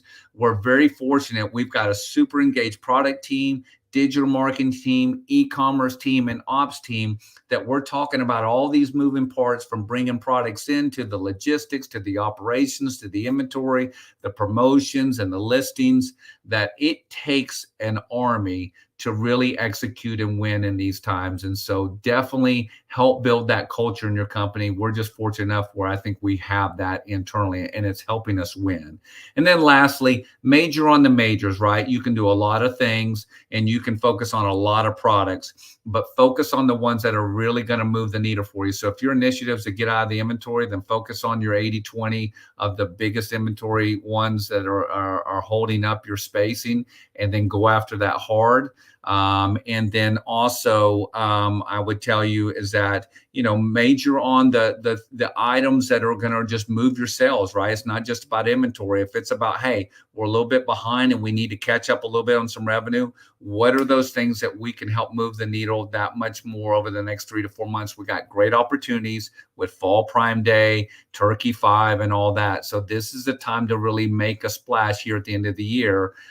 So let's major on the few things that'll help us finish the year strong versus getting scattered and trying to do everything. So they're basic concepts. I understand that, but it is amazing how often we have to repeat that to ourselves. So I hope that gives you some ideas. It gives you some good industry data. It gives you some good thoughts and ideas of what we're doing and what we're seeing out there and why they're good in this time for what we're seeing out in the economy. And just appreciate your time tonight. Karen, did I do okay on time? Did I get it? Yes, it was great. I didn't know, I wasn't aware of Jasco being such a huge company conglomerate before, but wow, fascinated. I have one question for you. Understand the shipping cost has finally fallen again, and I guess the stock and logistic, everything's being easier now. But do you see the risk in the near future that will go crazy soon? Yeah, great question. And who's got the crystal ball, right? I mean, it's hard to predict these things. I would tell you, we see them coming down a little bit. Now where we see maybe that's going to trend that way, but here's the challenge, Karen, is that if you've got inventory sitting in your warehouse on the old higher cost, you don't get to take advantage of those cheaper costs until you're ordering on either new items or you're reordering, right? So this is the quandary that companies are dealing with. I've got excess or just inventory under the higher cost I still have to get rid of. And as part of why I passed on price increases to, hey, maybe those container costs, maybe some of that's coming down slowly but surely. And then we can take advantage of that on our current or future buys. So you're sort of living in this hybrid world, Karen. And so that's what we see. Okay. Okay. So we're just right with time now. So thank you very much, Jeff, for sharing your experience and insight with us. If you would like to contact Jeff, please email him at jcato@buyjasco.com. And I'm sure he has a lot more to share on top of his 30 minutes. Sorry that I had to make it so short just to make sure everybody get the glimpse of what you have to offer. No problem. Thank you, Karen. I appreciate it. I'll let you go now. Thank you. See you later. All right. Take care. Bye-bye. Bye-bye. Thank you. Okay. Up next, we'll have Mike to show us a demo of how PingPong can help you unlock the growth of your international expansion. Let me see. Hi, Mike. Hey, Karen. How are you doing? Great. Welcome back. How are you? Good. Doing awesome. Thank you. Great. Happy to be here again. Was a great time yesterday. So thanks for having us back. Yes, that's great. I understand you have a colleague here with you that would like to show us a demo of how PingPong can help people expand their business. So I'll add him in as well. Hi. Yeah, Hi, absolutely, everyone. Karen. Yeah, this is one of our senior strategic account executives here, Lachlan Gale. So to your point, Karen, he's going to kind of drive this presentation time slot we have, give a high level overview about PingPong, the platforms, some of the benefits and features, obviously, and go from there. Okay, that's great. So I'll pull Lachlan's screen onto the screen as well, and I'll remove myself so you guys can do the demo. I'll be back in 15 minutes. Perfect. Thank you, Karen. Awesome, Lachlan. Well, yeah, I'll go ahead and throw it over to you, sir. Perfect. Thanks, Mike, and thanks for hosting, Karen. Really appreciate it, and really happy to be here as well. So we're from PingPong. We are an MSB, a money service business. So what we do is we connect buyers and sellers globally to facilitate them in their financial transactions, sending money back and forth, cross-border, domestic, whatever the case may be. So what we're going to go through this evening is a quick demonstration of our platform. We'll go through some of our workflows and highlight some of the things that allow PingPong to elevate your business and make things both more cost-effective, improve communication, and then also make things overall simpler with ease of use in your day-to-day when it comes to highlighting your payments. So what you see here on the screen in front of you is our dashboard. We do like to keep things simple. You'll see that as a recurring theme throughout this presentation. On the dashboard, we do have some tabs at the top, some multi-currency virtual bank accounts is what you're seeing in the middle under total balance. And then on the left-hand side, we also have a currency exchange rate tool as well as a calendar. The calendar may seem simple. What this does is it highlights banking holidays globally that allow you to anticipate any potential delays that could contribute to payment failures or lagging behind in meeting your deadlines for payment. The exchange rate tool as well. This is a global business. You're doing global business as well, sourcing from all over the world. If you're paying in the local currency of your supplier, you can use this tool to anticipate costs, to know exactly how much you'll be sending them and how much they'll be seeing on their side. Foreign exchange is something we do every day. We're a powerhouse in that respect. And that's how we drive our business. And that's one of the major ways that we can help you as well in reducing those costs. Quite simply, the majority of what we're doing as far as paying your vendors and suppliers is going to be in this send tab at the top. So to start, you can select sending to a recipient. We'll select to a new recipient here. First part would be to add an email address. From there, you can see the information that we would normally require in order to send a payment. There are 3 separate ways that you can send a payment on our platform: to a bank account, in which case we would require the standard banking information for an international wire transfer. You can select to an email address. In this case, you can send the transaction to your vendor or supplier. They can to their email address, and they can manage their own payment information and remittance info from their end. So if you don't have their payment info, if you don't have their remittance info, no problem. You can send it to their email address, and they can manage that from their side. And then finally, you can send them between PingPong accounts as well, and that transaction would be instantaneous.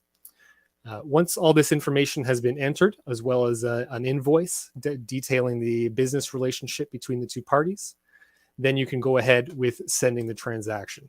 So we've got a few loaded up here already. The process is identical regardless of where in the world the payment is going. You can add in the amount at the top here.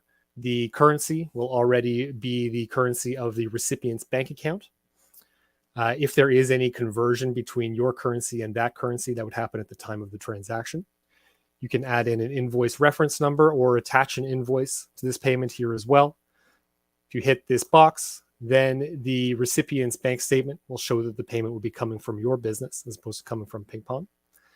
Finally, the payment method. This is where you would either select your home bank account if you are in a region in which we can directly debit your home bank account, or alternatively, one of those virtual bank accounts that you saw on the dashboard. Once funds are in those accounts, then you're welcome to send them out by selecting that in the payment method here. At this stage as well, any kind of costs will be shown. The only costs that you will see through PingPong is on currency conversion. So there's no subscription fees, there's no setup costs, there's no management fees. And again, one of the major fees that we're eliminating is any kind of transactional cost. So for instance, a $20 to $50 wire fee that you may see through your bank, or any other nominal fees for the transaction itself, we're eliminating those right away.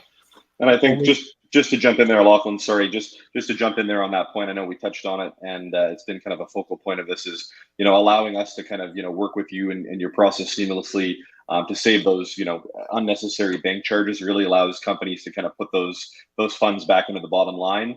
And that's been definitely key from what Lachlan and myself have seen in the space and with a lot of our clients. So just wanted to throw that point in there, Lachlan. Yeah, thanks, Mike. And to add on to that as well, if you are doing the conversion into the local currency of your vendor or supplier, that can also give you additional leverage in negotiations. They won't need to have the conversion on their side where they would lose money converting from their bank. We can do that process for them. They'll already have the funds that they need to spend in their local currency at a better rate than their bank would have offered, and both parties end up with a better bottom line at the end of the day. So that really is one of the major cost saving measures that we're adding into this process.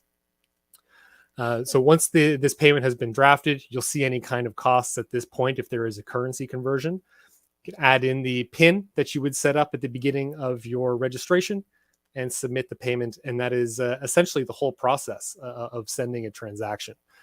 You can select to have your recipient notified via email, in which case they will get an email notification saying there is a payment that is on the way, and as well as details that may be associated with that payment. And typically those payments would land in 1 to 2 business days. If, as I mentioned previously, there is another option as well. If we go back to the send to a recipient and we go to a PingPong account, exactly the same process. The only difference is that this payment will go to the receiver's PingPong account instantaneously, as opposed to that 1 to 2 business day time frame. Once the receiver has the money, they are able to withdraw that to their home bank account. One of the advantages of this, when we're talking in a global sourcing context, would be to eliminate that lag time between sending the payment and the arrival of funds. So if a vendor or a supplier is waiting on that payment to arrive before releasing goods, then they can set up their own PingPong account. Those payments can go immediately, and it eliminates that 1 to 2 day potential lag for the release of goods, speeding up your supply chain, getting your goods faster, and allowing you to keep doing business. From there, after we've sent that payment, we do have activity reporting sections as well in this transaction. This will have full transactional history of all of your payments that you can sort by time frame, by vendor, by the amount, whatever the case may be, and you're able to use this for reconciliation purposes. You can download these files and sync them with most major accounting softwares or whatever your ERP is. That's how the majority of our clients will manage their reconciliation. Finally, we do know that there are larger teams working in the accounts payable than there may have used to be. Some more moving parts involved, and we can support you there as well. We do have a set of sub-account permissions built into the platform, and essentially what this allows you to do is add on your whole team to PingPong with different abilities, different permissions, and I'll keep everybody in the same place. There's no costs for additional seats on the platform. This is again included with the service, and you can add as many of your staff as you need. We do have some preset roles set up here already, but how we typically see this used is there will be a payables clerk or somebody else in accounting who would be drafting the payments. They would send those in for approval. And then whoever was the payment auditor, who's selected with this button at the top, they would be able to review any payments that were pending and submit those for processing. At that time, they can receive an email themselves saying that there is a payment pending their approval. They'll be able to log in and they'll see that transaction here on the dashboard and be able to approve that with a click. Again, they'll have full visibility into the information and the costs of any transaction before it gets sent out. As you've seen, we like to keep things as simple as possible. From start to finish, the time to take it to send a payment to a new vendor or new supplier is typically less than 90 seconds. And we really are trying to make this process smoother for your team, faster for your vendors, and lower cost for your business as a whole. I just have one quick question. I heard that you mentioned you can actually send the money from your PingPong account. Absolutely. I'm not sure if I missed that. How long does it take to set up a PingPong account, or do I need to make a deposit in it before I do anything else? Yeah, so once you have your PingPong account set up here on the platform, we do have the receive tab at the top. So once you hit receive from platform, this is where you'll apply for these multi-currency accounts. So you'll see on the left here, I do have several of these accounts already set up. And you can see that we do have a number of different currencies that you can have a virtual account on our platform. Once this account is set up, you'll also see that there is full banking details attached to this account. You can use this to fund the account by sending a payment, a local payment from your home bank account to the PingPong account. From there, you can manage currency conversion. You can send instant payments. You can hold funds in a certain currency to wait for a favorable exchange rate if you so choose, whatever the case may be. Additionally, this allows you to take advantage of having accounts in multiple locations where you are able to then send payments as a local payment as opposed to a international transaction, which would typically be a more costly service from your bank. Okay, understood. So I'm not sure if there are any questions from the audience, or is there any more other information that we should know on how to use PingPong at the moment? Yeah, as far as using PingPong goes, it really is an easy process. If you are interested in setting up an account on our platform, that typically takes only about 5 minutes in the application. And then our risk and compliance teams verify that information within 24 hours. And from there, you're able to send payments. Additionally, you would have a dedicated account manager that would be working with your business specifically and would be your primary point of contact with any questions, concerns, or if you wanted, for instance, another demonstration of the platform for any of your team members. We're always here to assist with that, or assist with any of your vendors and suppliers who would like to know more or are interested as well. Yeah, and I would just touch on as well too, Karen, just to Lachlan's point there. I think, with growing that network is something that we've kind of spoken about, and obviously, other folks that have chimed in here. I think being able to kind of grow that network within your folks that you're sourcing from or buying from, I think that also gives you some buying power, as Lachlan mentioned, with some of the tools we have. So really just trying to, echo Lachlan's point of being able to streamline that process, make payments a lot easier, as I know traditionally they've been kind of a, not a taboo subject, but something that people dread. People talk about how payments aren't necessarily fun. And something that we're trying to make the change is, making this cost effective for people, and then as well a time saving tool that they can utilize within their business, and also have that peace of mind and trust that they're able to confidently source products, know the other end of the transaction is above board and legitimate, and reduce that risk mitigation for them. So I think those are kind of our key points there in that regard, Karen. Yes, and I mentioned, I remember we mentioned the quote, "The check is in the mail" yesterday.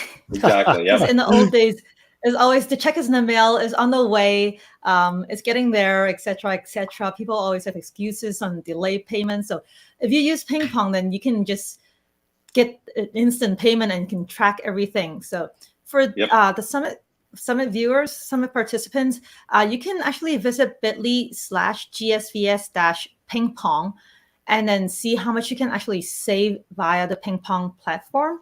Because this is, I know you guys do offer this to most of your stakeholders, but just let them know you're from the Global Sources Summit and they are our platinum sponsor for this edition. I'm sure you can get some special offer from them.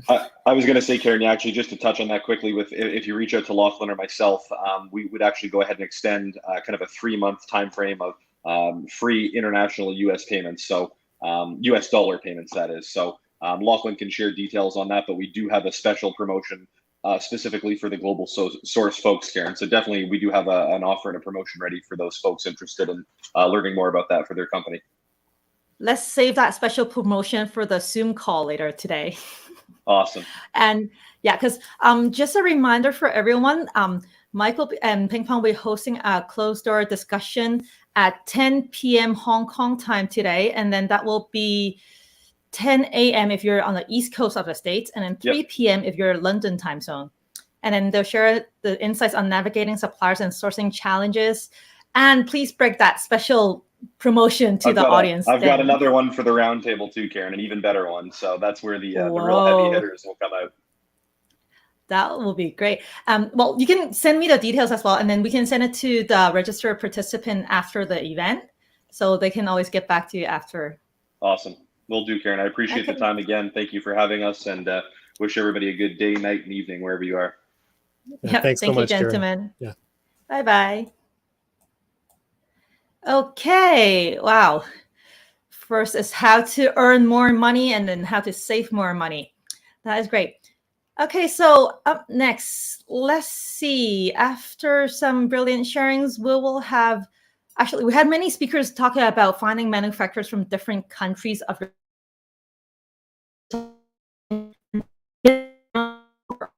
especially for garment product.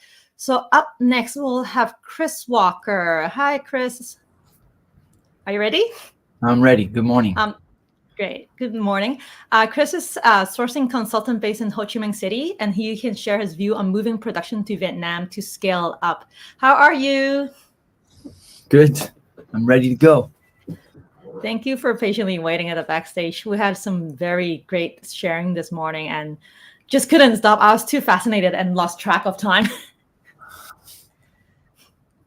Anyways, cool. I see that you have a deck ready. I'll let you go ahead with your presentation and just shout out to me. I'll be at the backstage if you need anything.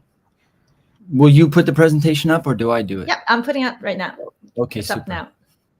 Okay, and for the audience, if you have any questions or comment, don't hesitate to drop a line in the live chat box. I'm sure Chris will be happy to address it. See you in 30 minutes. Okay, great. So yeah, I'm looking at the comments. I'd like to start off with a question for everybody. It's a yes/no question. Are you a startup? If you are a startup, I would appreciate it if you would just make a comment, say, yes, I'm a startup. Just write the word yes. Because I'd just like to know if I'm speaking to mostly startups or seasoned professionals who've already been sourcing around the world. Because I tend to stick to the basics. But if I knew that the majority of the people were seasoned professionals, we would go more into detail. So, but all right, let's get started. So my name is Chris. I've been working in Vietnam since 2008, and my expertise is advising professionals and introducing them to factories. My specialty is primarily apparel, backpacks, and hats. But over the last 10 years, I've done everything from furniture to nuts and bolts, socks, foods, plastic injection molding. So I'm quite confident in being able to help anybody find factories fast in Vietnam. So today, the general topic is growing online sales. And obviously a big part of that is having your supply chain set up. So first thing I want to start off with is, let's see, what I call out of stock shock. And I think it's super important because in my recent conversations with a lot of my clients, it's the hot topic of how to stay in stock. I think everybody knows that if you're out of stock, Amazon will penalize you. And if you have a first position for your product category and then all of a sudden you're out of stock, you just drop off, you lose that position. So it's super critical to stay in stock. And given that most people supply out of China, I think it's super critical to be aware of what's happening in China. I personally, I spend most of my time watching alternative news, just watching YouTubers that are sharing their opinions about, sharing videos about what's going on in different parts of China with the lockdowns. And it's just, we don't hear much about it in the Western news. So, but from what I'm hearing is that we could be in for a serious supply chain crisis. And the solution is for sellers to travel to other countries like Vietnam, Cambodia, Myanmar, Bangladesh, India, Pakistan, and start to set up alternative supply chains just in case China cannot supply. So the biggest challenge or thing to watch is China's zero COVID policy. If they continue that policy and lock cities down just because one person gets COVID, that will shut factories down, and that's a huge problem. So watch that closely. And so, can Vietnam be a solution for you? Absolutely. Vietnam is open for business. Sorry, let me set my timer so I watch my time. This summer, I had clients from the UK, Holland, Canada, and Finland come to Vietnam, and I took them collectively to over 37 different factories in the last 2 months. So I can confidently say that factories are up and running and back to, I would say, 80 to 90% of prior to COVID. Here's the Vietnam Manufacturing PMI Purchasing Managers Index. And you can see that right after in the 2020, there was that sharp drop in the PMI, which was just the initial COVID shock. And then Vietnam didn't really have any issues with COVID for the first year, other than just orders going away and no traveling was allowed. But in the country, for the first year, business was like 60-70% of what it was. But then in October, we sorry about that.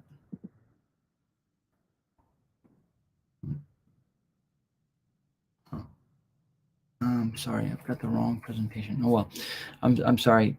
I'm gonna have to just talk through it.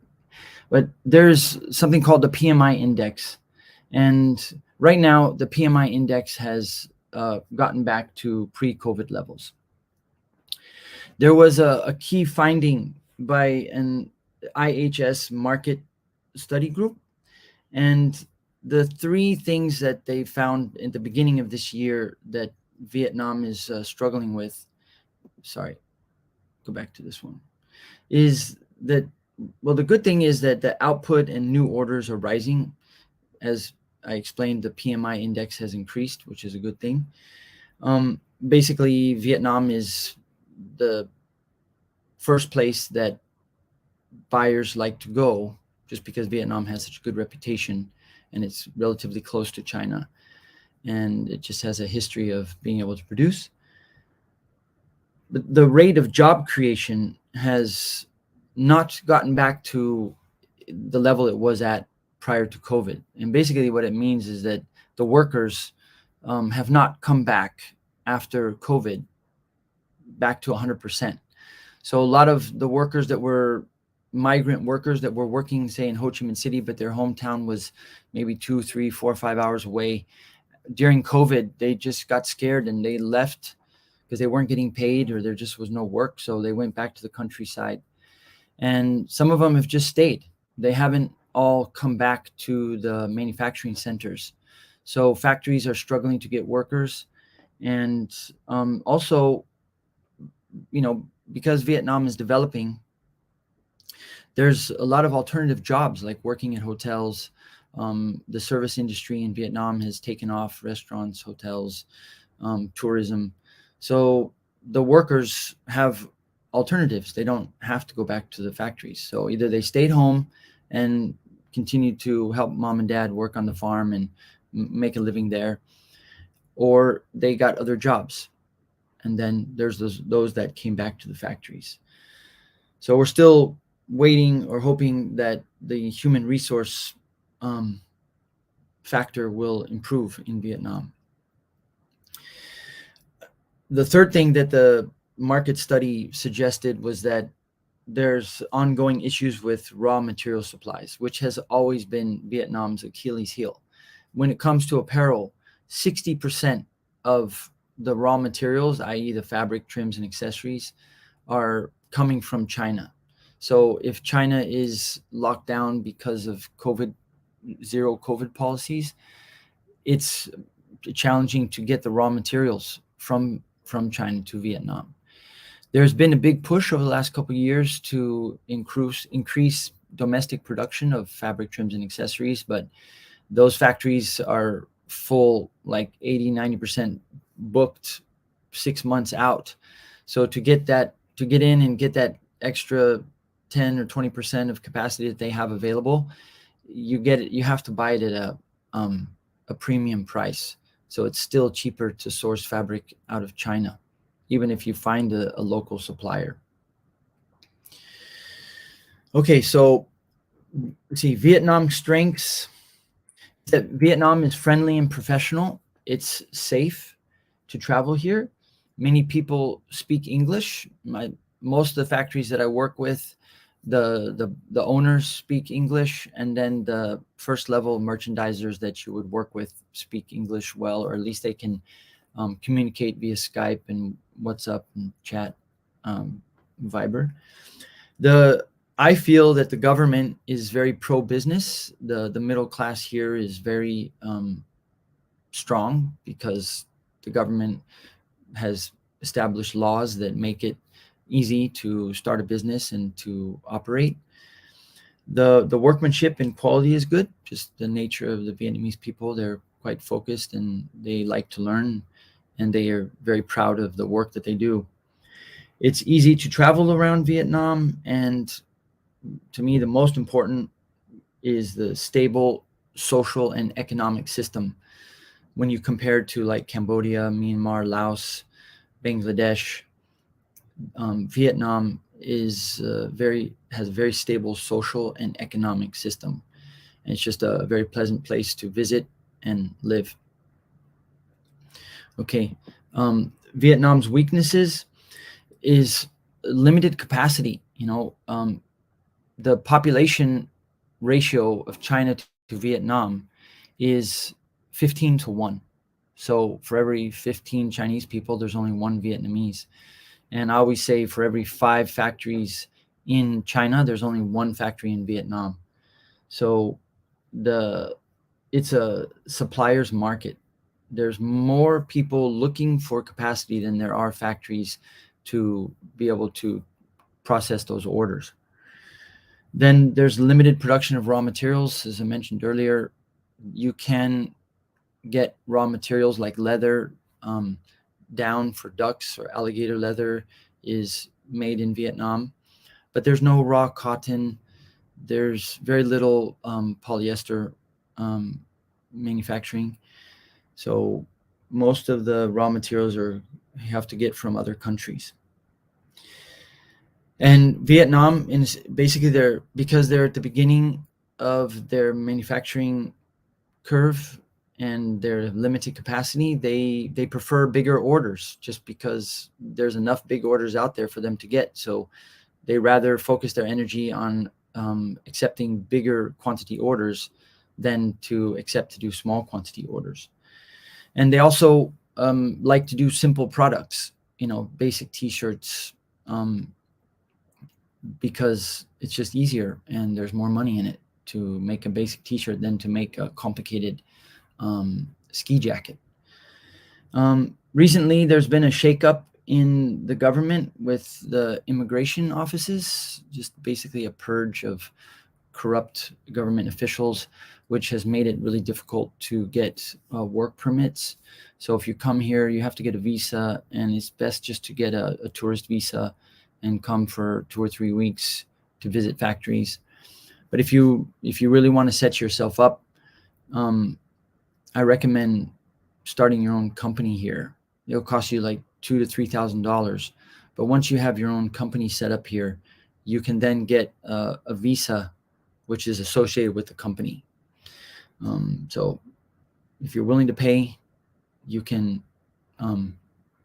get in and get the work permits. But if you try to get like a business visa or try to get a work permit, it's very difficult right now.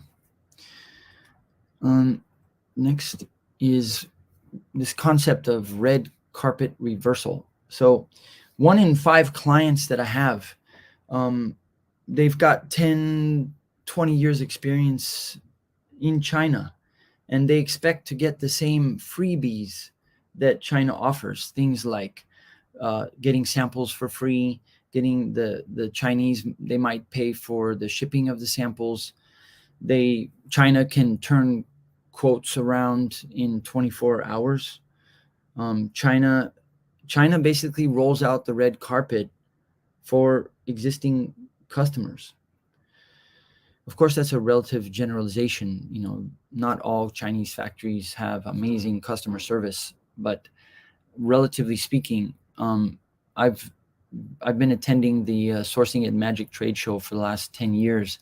And when I first went in like 2012, you know, the Chinese didn't really seem to understand the concept of customer service, listening to the customers, and actively trying to attract customers. But I saw it change over the last 4 or 5 years. Now the Chinese are really good at being proactive in sales. They're very good at listening to your needs. They've come down in their MOQs. They offer design services. They're very accommodating, basically because they have to survive, because they've lost a lot of business over the last couple of years due to higher prices, and countries like Vietnam coming up and offering competitive options. So prepare yourself that in Vietnam, it's the other way around. I always say you have to prove to the Vietnamese that you're a worthy customer, and don't expect the Vietnamese to roll out the red carpet for you. If you roll out the red carpet for a factory in Vietnam, then your chances of success are higher. So small MOQ challenge. I would say half of my customers are startups, and they're looking to do small quantities. So this challenge is close to my heart, so to speak, or my day-to-day challenges. So there are many small and mom and pop workshops in Vietnam, but working with them by email, in my humble opinion, is futile. It's just really difficult. You know, the communication is not as good as working with the bigger, more professional companies. So when you work with these small mom and pop shops, they might do email, but they don't necessarily check their email on a regular basis. They're not available to chat on Skype or WeChat early in the morning or late at night. Their English may be okay just to do that initial, hi, how are you, what's your name? But when you start having to talk about technical details, make design changes, the small mom and pop factories are just not as capable. And, you know, there will always be mistakes in any kind of manufacturing that you do, and trying to troubleshoot and manage those mistakes with smaller mom and pop factories is just much more difficult because of their financial situation, their mindset, and their experience level. You know, when you work with a multinational company that's making for Nike and Under Armour, and those big factories have experienced all the problems where hundreds of thousands of dollars are at stake, and they know how to handle them coolly and calmly and find a fair solution. But a small mom and pop factory, when there's a problem and say $10,000 are on the line because of a mistake, maybe it's the buyer's fault, maybe it's the factory's fault. Bottom line is $10,000 are on the line, and to a small mom and pop factory, $10,000 is a lot of money. So they tend to be overprotective of themselves, and they don't really care about you. They just care about protecting themselves, and so they start to make decisions that aren't really mutually beneficial, and the negotiation of trying to solve the problem tends to break down. So the other thing, working with small mom and pop shops, workshops, is that you won't be able to buy enough fabric to meet the fabric MOQ of the fabric factory. So for example, the fabric mills in Vietnam, they require 2,000 kilograms of fabric, which is about 7,000 t-shirts. But if you only want to do 500 t-shirts, well, you won't be able to buy the fabric MOQ from the fabric mill. So it means that you have to buy from the local market. Well, you're not here in Vietnam, so you have to rely on the small mom and pop workshop to go down to the local market to find your fabric. And that's incredibly challenging. It's and time consuming. And then they might find the fabric that they think is right. Then they've got to take samples from the fabric shop. They've got to send it to you. You've got to then touch it, feel it, look at it, and either approve it or disapprove it. And if you approve it, great, that's easy. But if you disapprove it, it means they have to go back to the local market, and they don't like that. It's especially when they're not getting paid extra money to do all that fabric sourcing in the local market. Let's see. And some of the small mom and pop shops, they don't have export licenses. So you have to find another solution for that. In other words, the small mom and pop shops, they can do 50 pieces, 100 pieces, but they're used to just producing locally for their friends or for small, retail shops here in Ho Chi Minh City or in Vietnam. And a lot of times they don't do any paperwork. They just receive cash and they deliver the product. They don't declare the business to the government. And that's problematic if you're going to export. So not only do they have to have the export license, but then they've got to do all the paperwork in order to be able to export the garments out. So small MOQ is possible in Vietnam, but you need boots on the ground. You need somebody, either yourself or somebody like me or an agency, to be your eyes and ears on the ground and work directly with the factory and just iron out all the wrinkles that will come your way. So yeah, that's MOQs. That's about MOQs. So people that come to Vietnam tend to be shocked by the price. An example, let me check the time. Okay. So an example of price shocks is I recently it was a French bag maker, like backpack. They specifically made laptop bags, and they do 100,000 laptop bags a year, and they've been producing in China. So I took them to a Korean backpack factory, which was a very good factory. And he had a laptop backpack with him, and he gave it to the sales team at the Korean backpack factory here and asked for a price. And the Korean backpack factory quoted him $12. And then the French client shared the China price, which was $5. So more than double. And the conversation was just all about, wow, why such a big difference? Well, in that case, it's kind of understandable because that Korean factory is a very good factory that makes like military spec backpacks and does super quality. If you were to go to a more local, like mom and pop type shop that makes backpacks, you definitely would get cheaper than 12, but it's still going to be maybe like 7, 8, which is more expensive than China. So generally speaking, the Vietnam price is the same as China or 5 to 20% more expensive. So just prepare yourself for that. And the main reasons are the raw materials need to be imported, and there's a cost of import. And a lot of times the fabric that's being imported from China is going through a trader, so like a wholesaler. So when you end up buying the fabric here in Vietnam from China, you're getting it at a wholesale price, not at a manufacturing price. So right off the bat, you're paying a premium for the fabric and other trims and accessories. And the other reason is what I call historical pricing.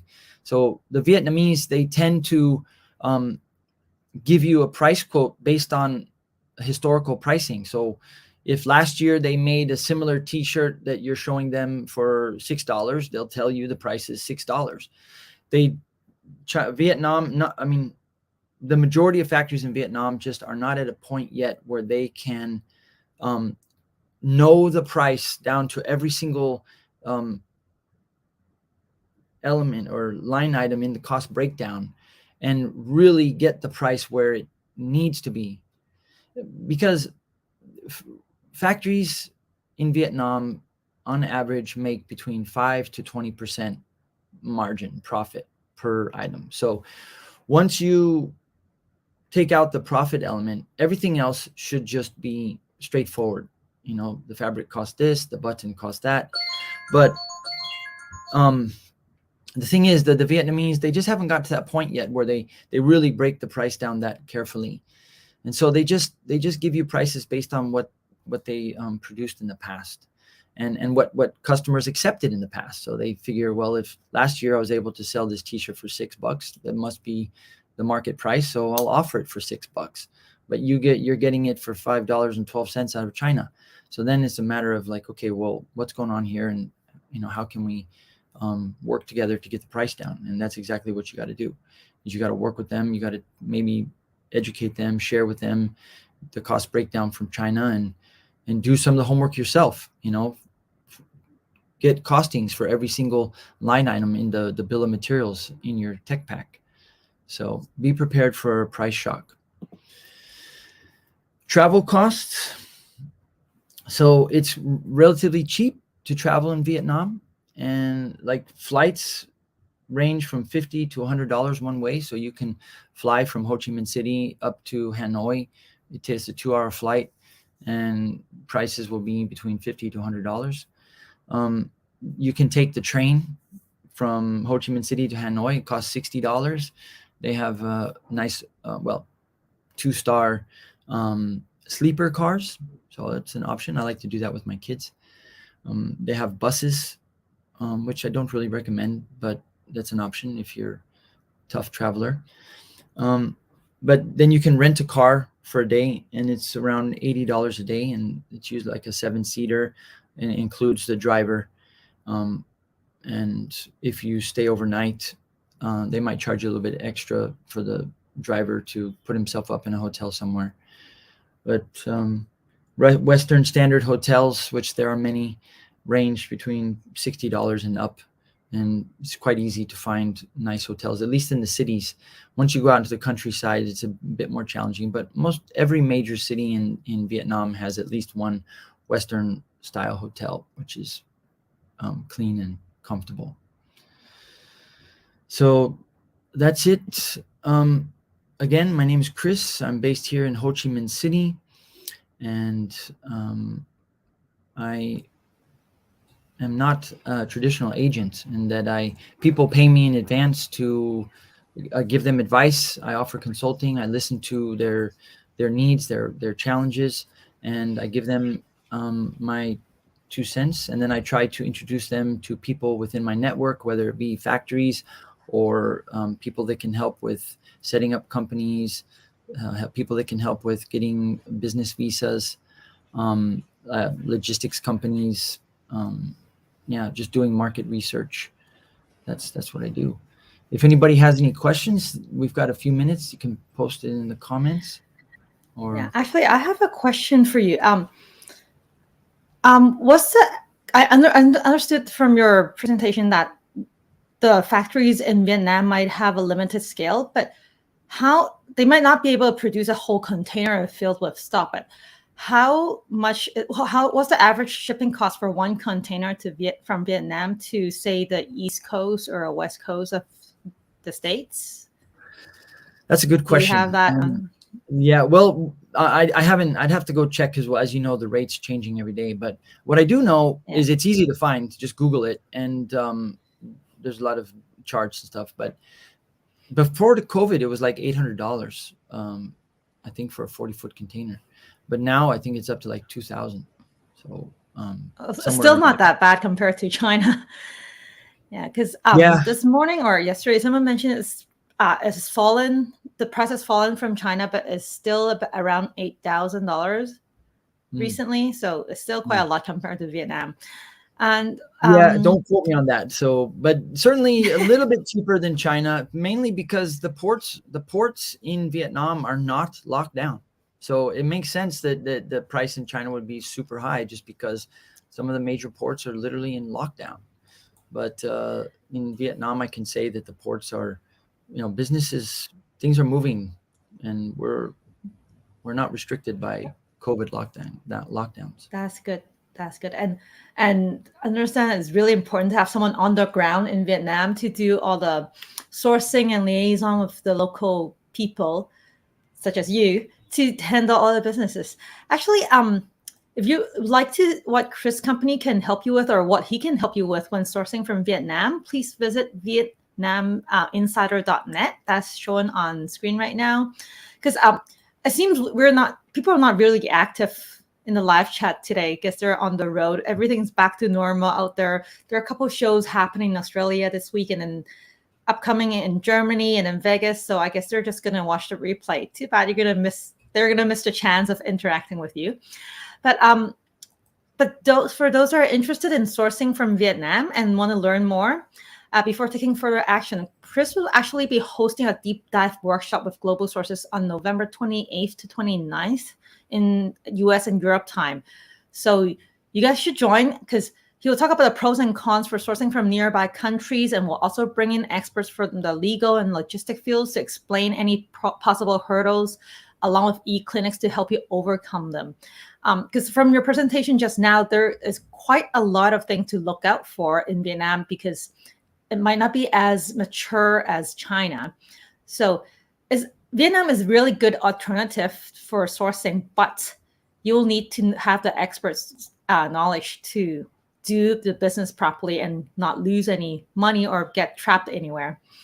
Especially because I understand Vietnam has a lot of custom issues. Yeah, go ahead.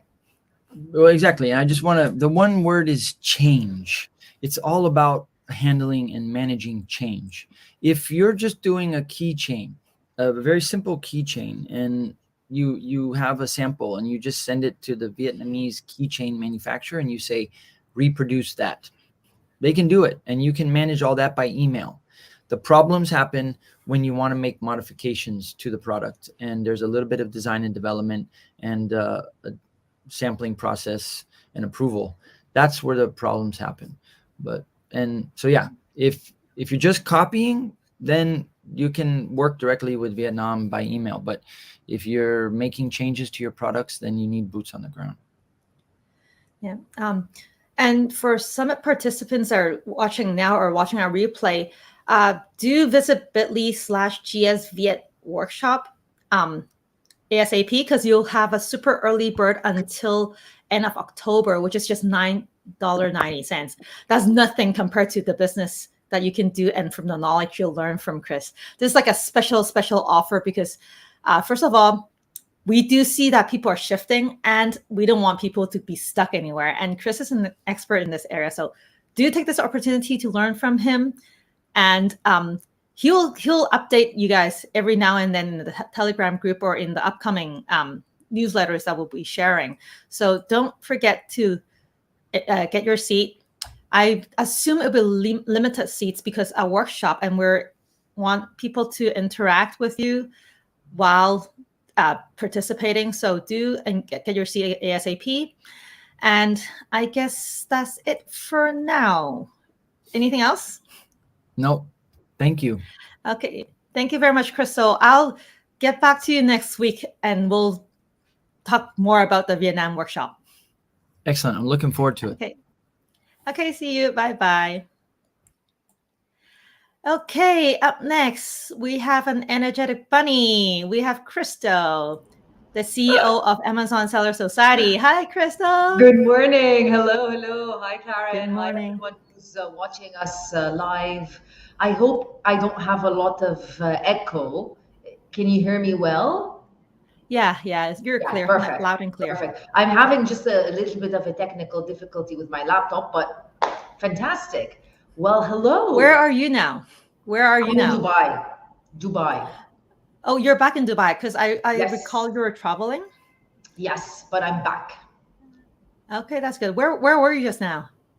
Like just I before was Dubai. in Europe. like you said, there's like so many conferences. We also have an office, by the way, in Europe. So I'll introduce myself in a few minutes, but our headquarters are based in Dubai, but we also have another office in Estonia, in Europe as well for our software.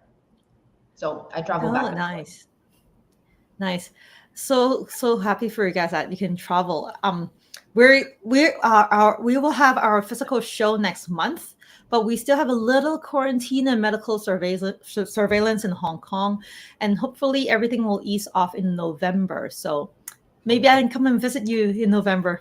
Yes, please do. It'll be perfect. Perfect weather. Yeah, and I need to get everything out of the way first.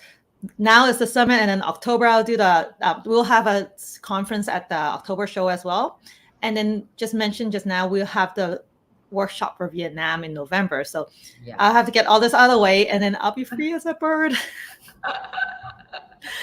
Yeah. Okay. Anyways, getting back to the summit. Crystal has more than 8 years of e-commerce experience and has been helping many Amazon sellers ever since. She's a highly energetic bunny, as mentioned before, and I just love chatting with her. Because last time when you were at the summit, we couldn't stop talking, and we had Megla as well back then. But she'll share an all-rounded strategy on how to boost your online sales, and I'm sure all of you will find it useful.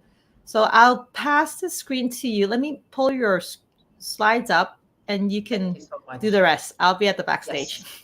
Thank you so much, Karen, and good morning, everyone, again. My name is Crystal, and I'm the founder of Amazon Sellers Society and our new latest startup called Sellers Society. So as you can see, I'm completely obsessed with selling and making money online, and that's exactly what I'm going to be talking about today. I'm also very much obsessed with Amazon and marketplaces. That's something that I'm not going to be talking about today. But that's my background. Those are what we do, myself and my team. We're a small team of 15 people. And what we do is we work with small to medium-sized sellers focused on the market here in the Middle East, focused also on Amazon. We help with anything operational on Amazon. So anything from listing, ungating, creating the proper images, all of that. But where we excel is in our PPC management, ad management, as well as strategies. I'll tell you a little bit more later on about Sellers Society, but I just wanted to give you an overall general idea. I come from an e-commerce background, and this is what I do on a day-to-day basis. We have a portfolio of over 250 clients, and we've launched to date almost 2,500 products on Amazon, everywhere and anywhere. In 2020, we became very much focused on the market in the Middle East, Africa, as well as Asia Pacific. These regions are expanding very quickly when it comes to e-commerce, and we want to be focused on these regions. So enough with that. Let's get started and let's talk about how you can sell more online. Again, this is no matter where you are in your level as a seller, whether you're selling on your own Shopify store or you're selling on Amazon or you're just getting started, you're still in a phase where you're still sourcing your products. You need to think about this information. So I've created it into an easy to think about funnel. And the funnel starts with predict, connect, and target. Okay, it's going to make a little bit more sense. Stay with me. Let's start with my first favorite quote of the day. And it's a very simple quote by Richard Branson. I know most of you, if not all of you, know who Richard Branson is. He's the founder of the brand Virgin. It started out with Virgin Megastores, where we used to buy CDs. I think these stores have become extinct. And now Virgin Megastore, at least here in the UAE, still exists, but now they sell like trending stuff, like PS4s and cool and phones and stuff like that. So they've evolved a little bit, but also obviously Virgin Airlines. Anyways, one small quote is, a big business starts small. So I wanted to start with this because sometimes when we take on any project, we mostly think about the large scale. We mostly think about the big things. And we forget about the tiny little details. And sometimes those tiny little details make up all the difference. So step number one is predict. Predict what? Predict exactly what you should be selling online. So for me, I would say not all products are created equal. Yes, technically speaking, in today's era, especially with marketplaces, especially with e-commerce becoming such an easy way to sell globally to a global audience, you can sell whatever you want. However, a successful business, the foundation of a successful business is choosing and selecting the right product. So, a few things to think about and a few things to tick off the list. First of all, whatever you're intending to sell, and if you're currently in a phase where you're sourcing for something, does the product that you intend to sell, again, no matter where you're selling it, does it have a large enough demand? And has this demand been stable for the past 3 years? Is the audience not too niche? And is it a growing audience? So this is especially important when you sell in marketplaces like the Middle East, as an example. Because when you're selling in newer marketplaces for Amazon and e-commerce in general, or no matter where you're selling, if it's not the primary US market, you need to always make sure that there's enough people, there's enough interest, and it goes back to the large enough demand. There's enough interest and there's enough people that practice the sport, that do this hobby, whatever the niche is, it's big enough, and you're not just making the pie too small for yourself. Less than 30 sellers on Amazon. Again, even if you don't sell on Amazon, this is something to look at because Amazon is the #1 marketplace. So check Amazon. Is there less than 30 sellers or more than 30 sellers? I would suggest you should have less than 30 sellers because you don't want to be selling something that everybody else is selling. So it's a fine line between choosing a product that is in demand, but at the same time not saturated. It's a really, really fine line. Can be explained through images. This is very important because we tend to forget that we're actually selling products through a couple of images. Yeah, maybe sometimes you have the opportunity of adding a video.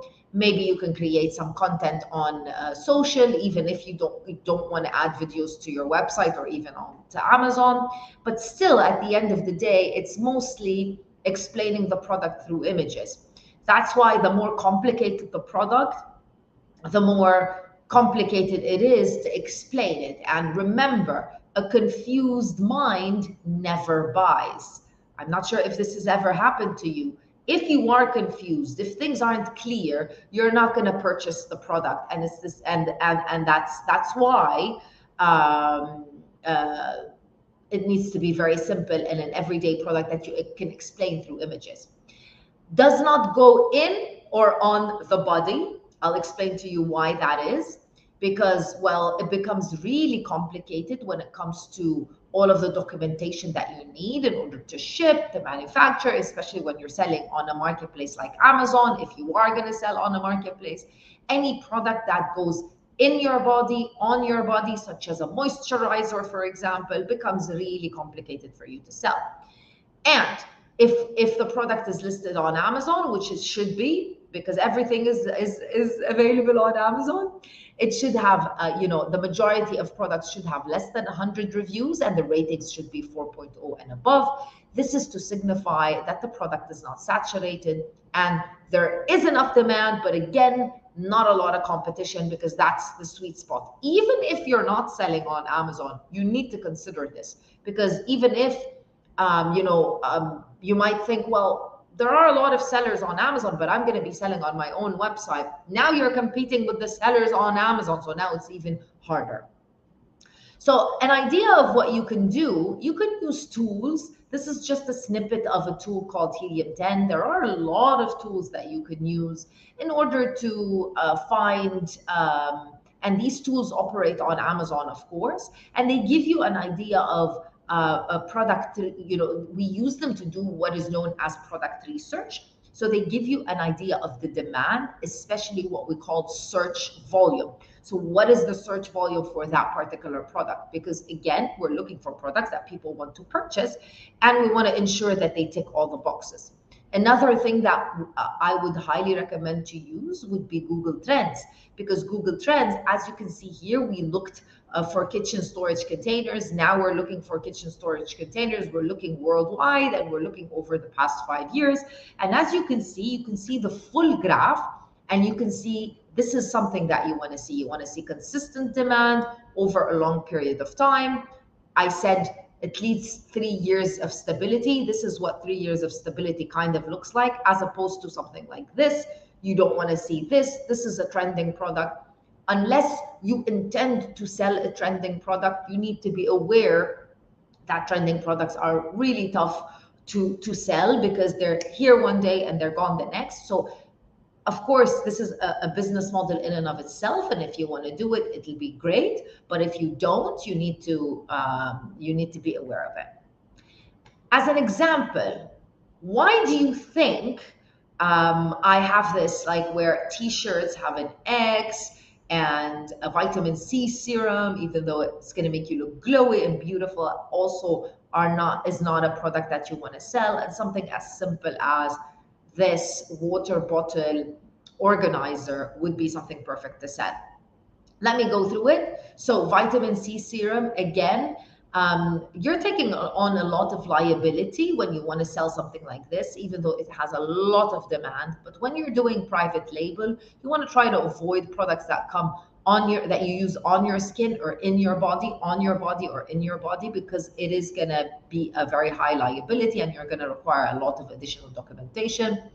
Clothing, even though it's an amazing category and so many entrepreneurs are making literally millions of dollars every single month selling clothing, especially as a private label. Two main problems. Number one, people are loyal to the brands that they use that they wear on a day-to-day basis, and it's kind of tough to break that loyalty. Number two is the sizing problem, which I'm sure most of you are aware of, but sizing is a big issue, and it's very tough and difficult to explain sizes in images. So return rates are quite high. But something like this water bottle storage holder, shelf organizer thing, is something that you would purchase on an everyday basis.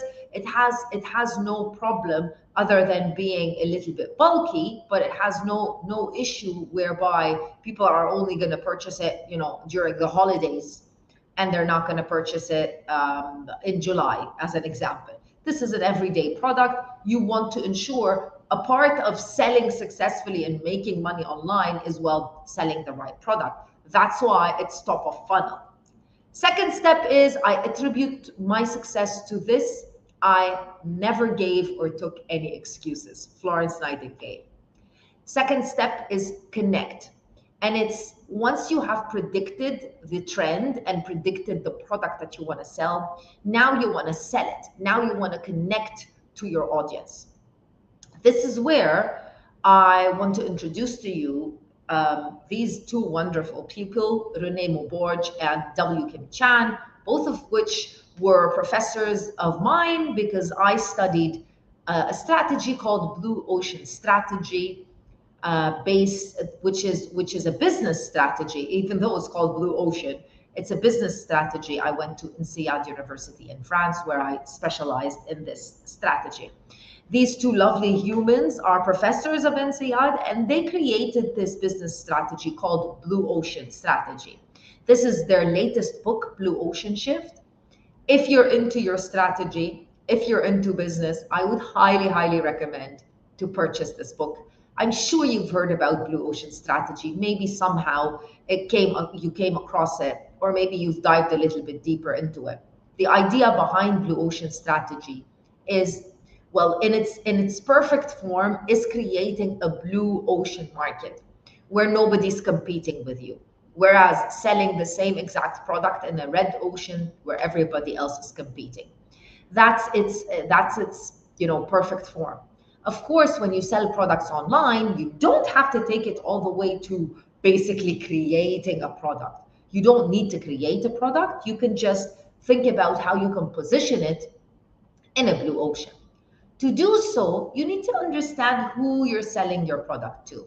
And that's why I call it three-level system, where level number one would be the exact customer, your exact customer, and exactly the type of person who's gonna purchase the product. Level two would be somebody that's very close to level one, and level three would be the largest circle, which are the people that you don't want to be targeting. They're gonna, by simply targeting the product to level one and level two, level three will come with it. Let me make it a little bit simpler. And the reason why I'm focusing on this is because I see we tend to forget that in order to sell a product, we actually need to sell it. And to sell it, we have like limited means to do it online. We have images, we have text, we have a feeling of creating a product that talks to our ideal customer. This is an example of a product. This is a kid's lunchbox. Now, if we were to think about a kid's lunchbox, who's level one, who's level two, who's level three? Naturally, when I create these types of exercises, and I ask, so who's level one for a kid's lunchbox or a kid's toy? Mostly what people are going to say, well, it's the kid or the teenager, whoever is going to use this lunchbox. But you know where I'm going with this. No, level one for this product are the parents, because that's who's going to purchase the product. So the mom, the father, the mother of the child who's going to be using this lunchbox. Definitely level one is also the child, but primarily parents think of things differently. They look at, they need things in order to purchase a product. They need things very much differently than what a teenager would want. You know how it goes. So when you want to sell this product, yes, you need to think, well, a parent does want their child to be happy. So you want to add images of somebody using this, eating their lunch as an example, and looking all happy and smiley. But at the same time, what a parent cares about is the longevity, the safety of the product, which is something that a teen or a kid isn't really going to care about, whether this is going to be something that lasts 2 years or not. Level two would be the grandparents and very, very close family, who also kind of think like what the level one customer would think, the parents, but not exactly. They're a little bit more, they think a little bit more along the lines of this product needs to make whoever I purchase for it happy. And level three would be friends who might purchase this as a gift. They don't really care about safety. What they care about is that it looks good and it's at a good price, because if they purchase it as a gift, they want to make a good impression. So basically focusing this product to the level three customer is going to ensure that you're not going to have the right target. Focusing on level one and level two, you're going to get level three. And it's very important to know your target as a strategy of improving your sales. Spend time upfront to invest in systems and processes to make long-term growth sustainable. So systems, as you guys know, and you're knowing and you're learning more throughout this summit, systems and strategies, this is how people grow their business online and offline. Step number three is to target. And before I tell you a little bit about how we're going to target and what types of ads, and mostly actually what types of metrics, because I don't want to just talk about Amazon here. I'm going to talk about metrics in general, 2 metrics that you can find no matter where you're advertising. I want to tell you a little bit more about our Software Sellers Society. So Sellers Society is our latest startup. And by the way, Sellers Society is part of Google for Startups. Sellers Society is a software that helps SMEs, especially if you've been selling on Amazon for less than 24 months.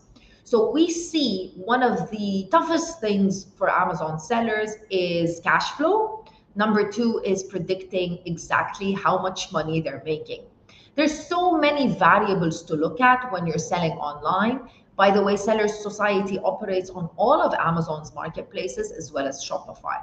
So what Sellers Society does is it integrates through a secure API integration into your Amazon account and just simply displays all of the information that you need in a smart, easy to understand dashboard. So imagine, for example, you wanted to discount your products this weekend 20%. You wanted to create a 20% discount. You wanted to make it viral. You wanted to start selling products like hotcakes. Are you able to do that? And with all of the numbers and all of the ad spend and everything, are you still going to be making money? These are decisions, and this is information that Sellers Society can help you with. And we have a special Sellers Society kickoff program because Sellers Society is not open for anyone to register. It does require you that you apply. You can either send us an email on admin@sellerssociety.io, or you can simply scan the QR code and just apply. We are open to 20 people every single month. We do consultation calls, we check out all of your data and information, and we give you all of the knowledge and insight of how you can improve your Amazon or your Shopify results, and you get a 15-day free trial for Amazon for Sellers Society. So if you're interested and you are currently a seller because you need to be selling on Amazon or Shopify, scan the QR code. I would highly suggest it. It's gonna be good, I promise. So, like we said, now we're gonna have to target, and in order to target, we're gonna have to do ads. Two very important metrics: CTR, click-through rate, and CVR, which is conversion rate. Again, these metrics are focused on Amazon for sure. You'll find them inside of your Amazon dashboard, ads dashboard. However, no matter what type of advertising you're doing, even if it's on Google Ads, because Google Ads actually work really similar to how ads on Amazon work, the PPC ads on Amazon work, or even if you're doing social media, influencer marketing, you need to look at these two metrics because they're very important. CTR, click-through rate, and CVR. So click-through rate on Amazon, again, you'll find this click-through rate anywhere. So click-through rate for me are very, very crucial, and they're a very revealing metric because they can monitor exactly for you what's happening on Amazon. Increasing your click-through rate will help you increase your sales and profit. So the idea is, the way that I like to break it down is, imagine you have a store and everybody passes in front of your store, but nobody opens the door and walks in. It's highly unlikely that somebody's going to stand outside of the store and want to purchase a product, because how are they going to do that? Are they going to just yell inside and say, "Hey, send me something"? That's not going to happen. So the only way people can purchase is if they click and they enter into your store or your product page or whatever that may be. So click-through rate is very important. The higher the click-through rate, the more likely you're going to have increase in both sales and profit. Now, if you are looking for the click-through rate, search term. CVR, also a very crucial long-term metric. It basically shows you how you're retaining your audience. So again, these are very much related to each other. So imagine if you had a click-through rate of, let's say, 20%, which is considered quite good, because as you can see, I said 1.5 and above before. So you have a really, really high click-through rate, but your conversion rate is 0. Basically, nobody's converting. Now you understand why, and now you can think about things that you can do. So people are interested, they're logging into my product page on Amazon, or they're logging into my website, yet they're not converting. Why are they not converting? What are the things that you need to do? So those are very important. Where to find it? If you are also selling on Amazon and if you are advertising on Amazon, you'll find it in your detailed page sales and traffic report, part of your reports dashboard. And that's it, everyone. So remember, what you need to do is you need to start simple. So you need to start with choosing the right product. Next step would be to develop it in a way where you can basically speak to the audience. And step number 3 would be targeting the audience in a way where you'll be able to convert them much, much easier. That's how you can improve sales on Amazon and anywhere. I'm back. I can Yeah. see you. That's why I'm smiling. Yeah. I have a question for you, because you just basically summarized our whole summit. Because we were talking about click-through rate, finding the right product, or sourcing from the right location, etc. But do you see a change in the online sales landscape when things are returning normal after an epidemic? Or do you think people are still trending towards the online environment? No, I see people are still trending towards the online environment. So I'm very focused on 3 main marketplaces: Middle East, Africa, Asia Pacific. Those are for me, the fastest growing. That's what the numbers say. It's not me personally. Fastest growing e-commerce regions. But mostly, if we were to focus on the Middle East and Africa, what we see, the reason why people tend to purchase products online, the main reason is convenience. So it's so much more convenient to purchase things online and get it delivered. Also, delivery needs to be really fast, which it is, and get it delivered the same or the next day. So with that being said, that convenience isn't going to go away unless something happens in the traditional retail sense, where like malls or something are going to adapt in a way where they make it a little bit more convenient for people. But what they're doing is they are actually creating marketplaces online because they're seeing more and more people want this convenience. But to answer your question, Karen, what I see changing in the landscape of e-commerce is consumers are becoming more savvy. So I remember when I first started with Amazon, I used to, watch these workshops and these videos where people used to say, you can buy a product for $1 and sell it for 50 and make like 200% profit. I don't think that's anymore. For a few years, this has never been the case anymore. Not because you can't find products at really good prices and you can't mark them up. It's just because customers and consumers have become smart and they can go directly to the source themselves. So that's why it's becoming a little bit tough. So you need to create a value for the customer for them to purchase your product. I totally agree. As a buyer, I'm too lazy to go out and shop anymore, so I just shop online. Plus, I'm more I crave for more description in the online photos and everything, because at first when we just started online buying, I just go for the cheapest price or something that looks nice. But now actually go into the description, see how it fits, see the comments, or even see the rating of the seller. Yeah. So that comes in a whole package now. You're And right. I really hope our audience and people learning from you will learn that as well, because I still see some pretty cheesy description and photos online right now. So yeah, it's great if you can take a chance and visit sellersociety.io. That is Crystal's website, and then get to learn from her. And is it really late at your end right now? No, What it's time is very it? early. It's 6 o'clock in the morning. Oh my god. Oh my god. Okay. Oh, I'm an early You better go riser, take a don't worry. you No, can- you can- no, you not can at go- all. I'm going to continue and watch the rest. Actually, you are the last speaker of this Oh. session. Yeah. And so I was just gonna keep chit-chatting with you, but I have to say we had a really good first session yesterday. And we had Gamba and Zignify on the panel, and Clayton from Carbon 6 as well, talking about product development and manufacture. That was very All my interesting. friends, by the way, incredible people. I know. Every time when I do speaker research, I see you guys there. I'm like, oh my God, I should just join you guys at those parties, or I should bring all of you guys to Hong Kong. Why am I looking at you guys through the monitor and the camera?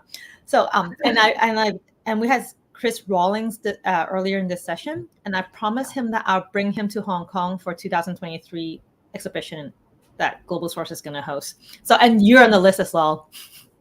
Well, I hope so. Yeah. Okay. Anyways, go grab your breakfast, and thank you very much for your sharing. And Thank you, everyone. Thank you, Karen, so much. yeah, and don't forget to watch our replay, Crystal. I'll Of test course you next not. time when I talk to you again. Of course not. Of course I Okay. will. Thank you very much. Thanks See so you much, around. everyone. Thank you. Okay. Bye bye. Okay, that was great. So Crystal basically summarized our whole summit, and we had a lot of great sharings throughout the whole summit to talk about those tactics and hacks in depth. So do revisit our replays on YouTube, LinkedIn, and Facebook, and don't forget to and for those that have registered for the summit, you'll receive a Zoom link in the discussion to be hosted by PingPong on navigating suppliers and sourcing challenges, and interact with participant later today, which will be 10 p.m. Hong Kong time, 10 a.m. if you're on the East Coast of the States, and 3 p.m. if you're in the London time zone. And as meant, I kept reminding everybody, we will be hosting a physical show in Hong Kong in October 11th to 14th. And do register for it. We'll have physical and also virtual expo this time, just so that we understand some people might not be comfortable traveling yet, or they're busy elsewhere. So do join us. You can either join us physical or virtual. And then we have, if you fill in the survey in the link showing on the screen right now, you might win a trip to Hong Kong to come and visit us. So the price will include a round trip ticket plus hotel, and also some incentives for you to use on site. So do fill in the questionnaire, and then we'll pick one lucky winner and announce it in our Summit Telegram group on next Friday. So before we meet again, don't forget to revisit the Summit content on Global Sources YouTube channel. Thank you and goodbye.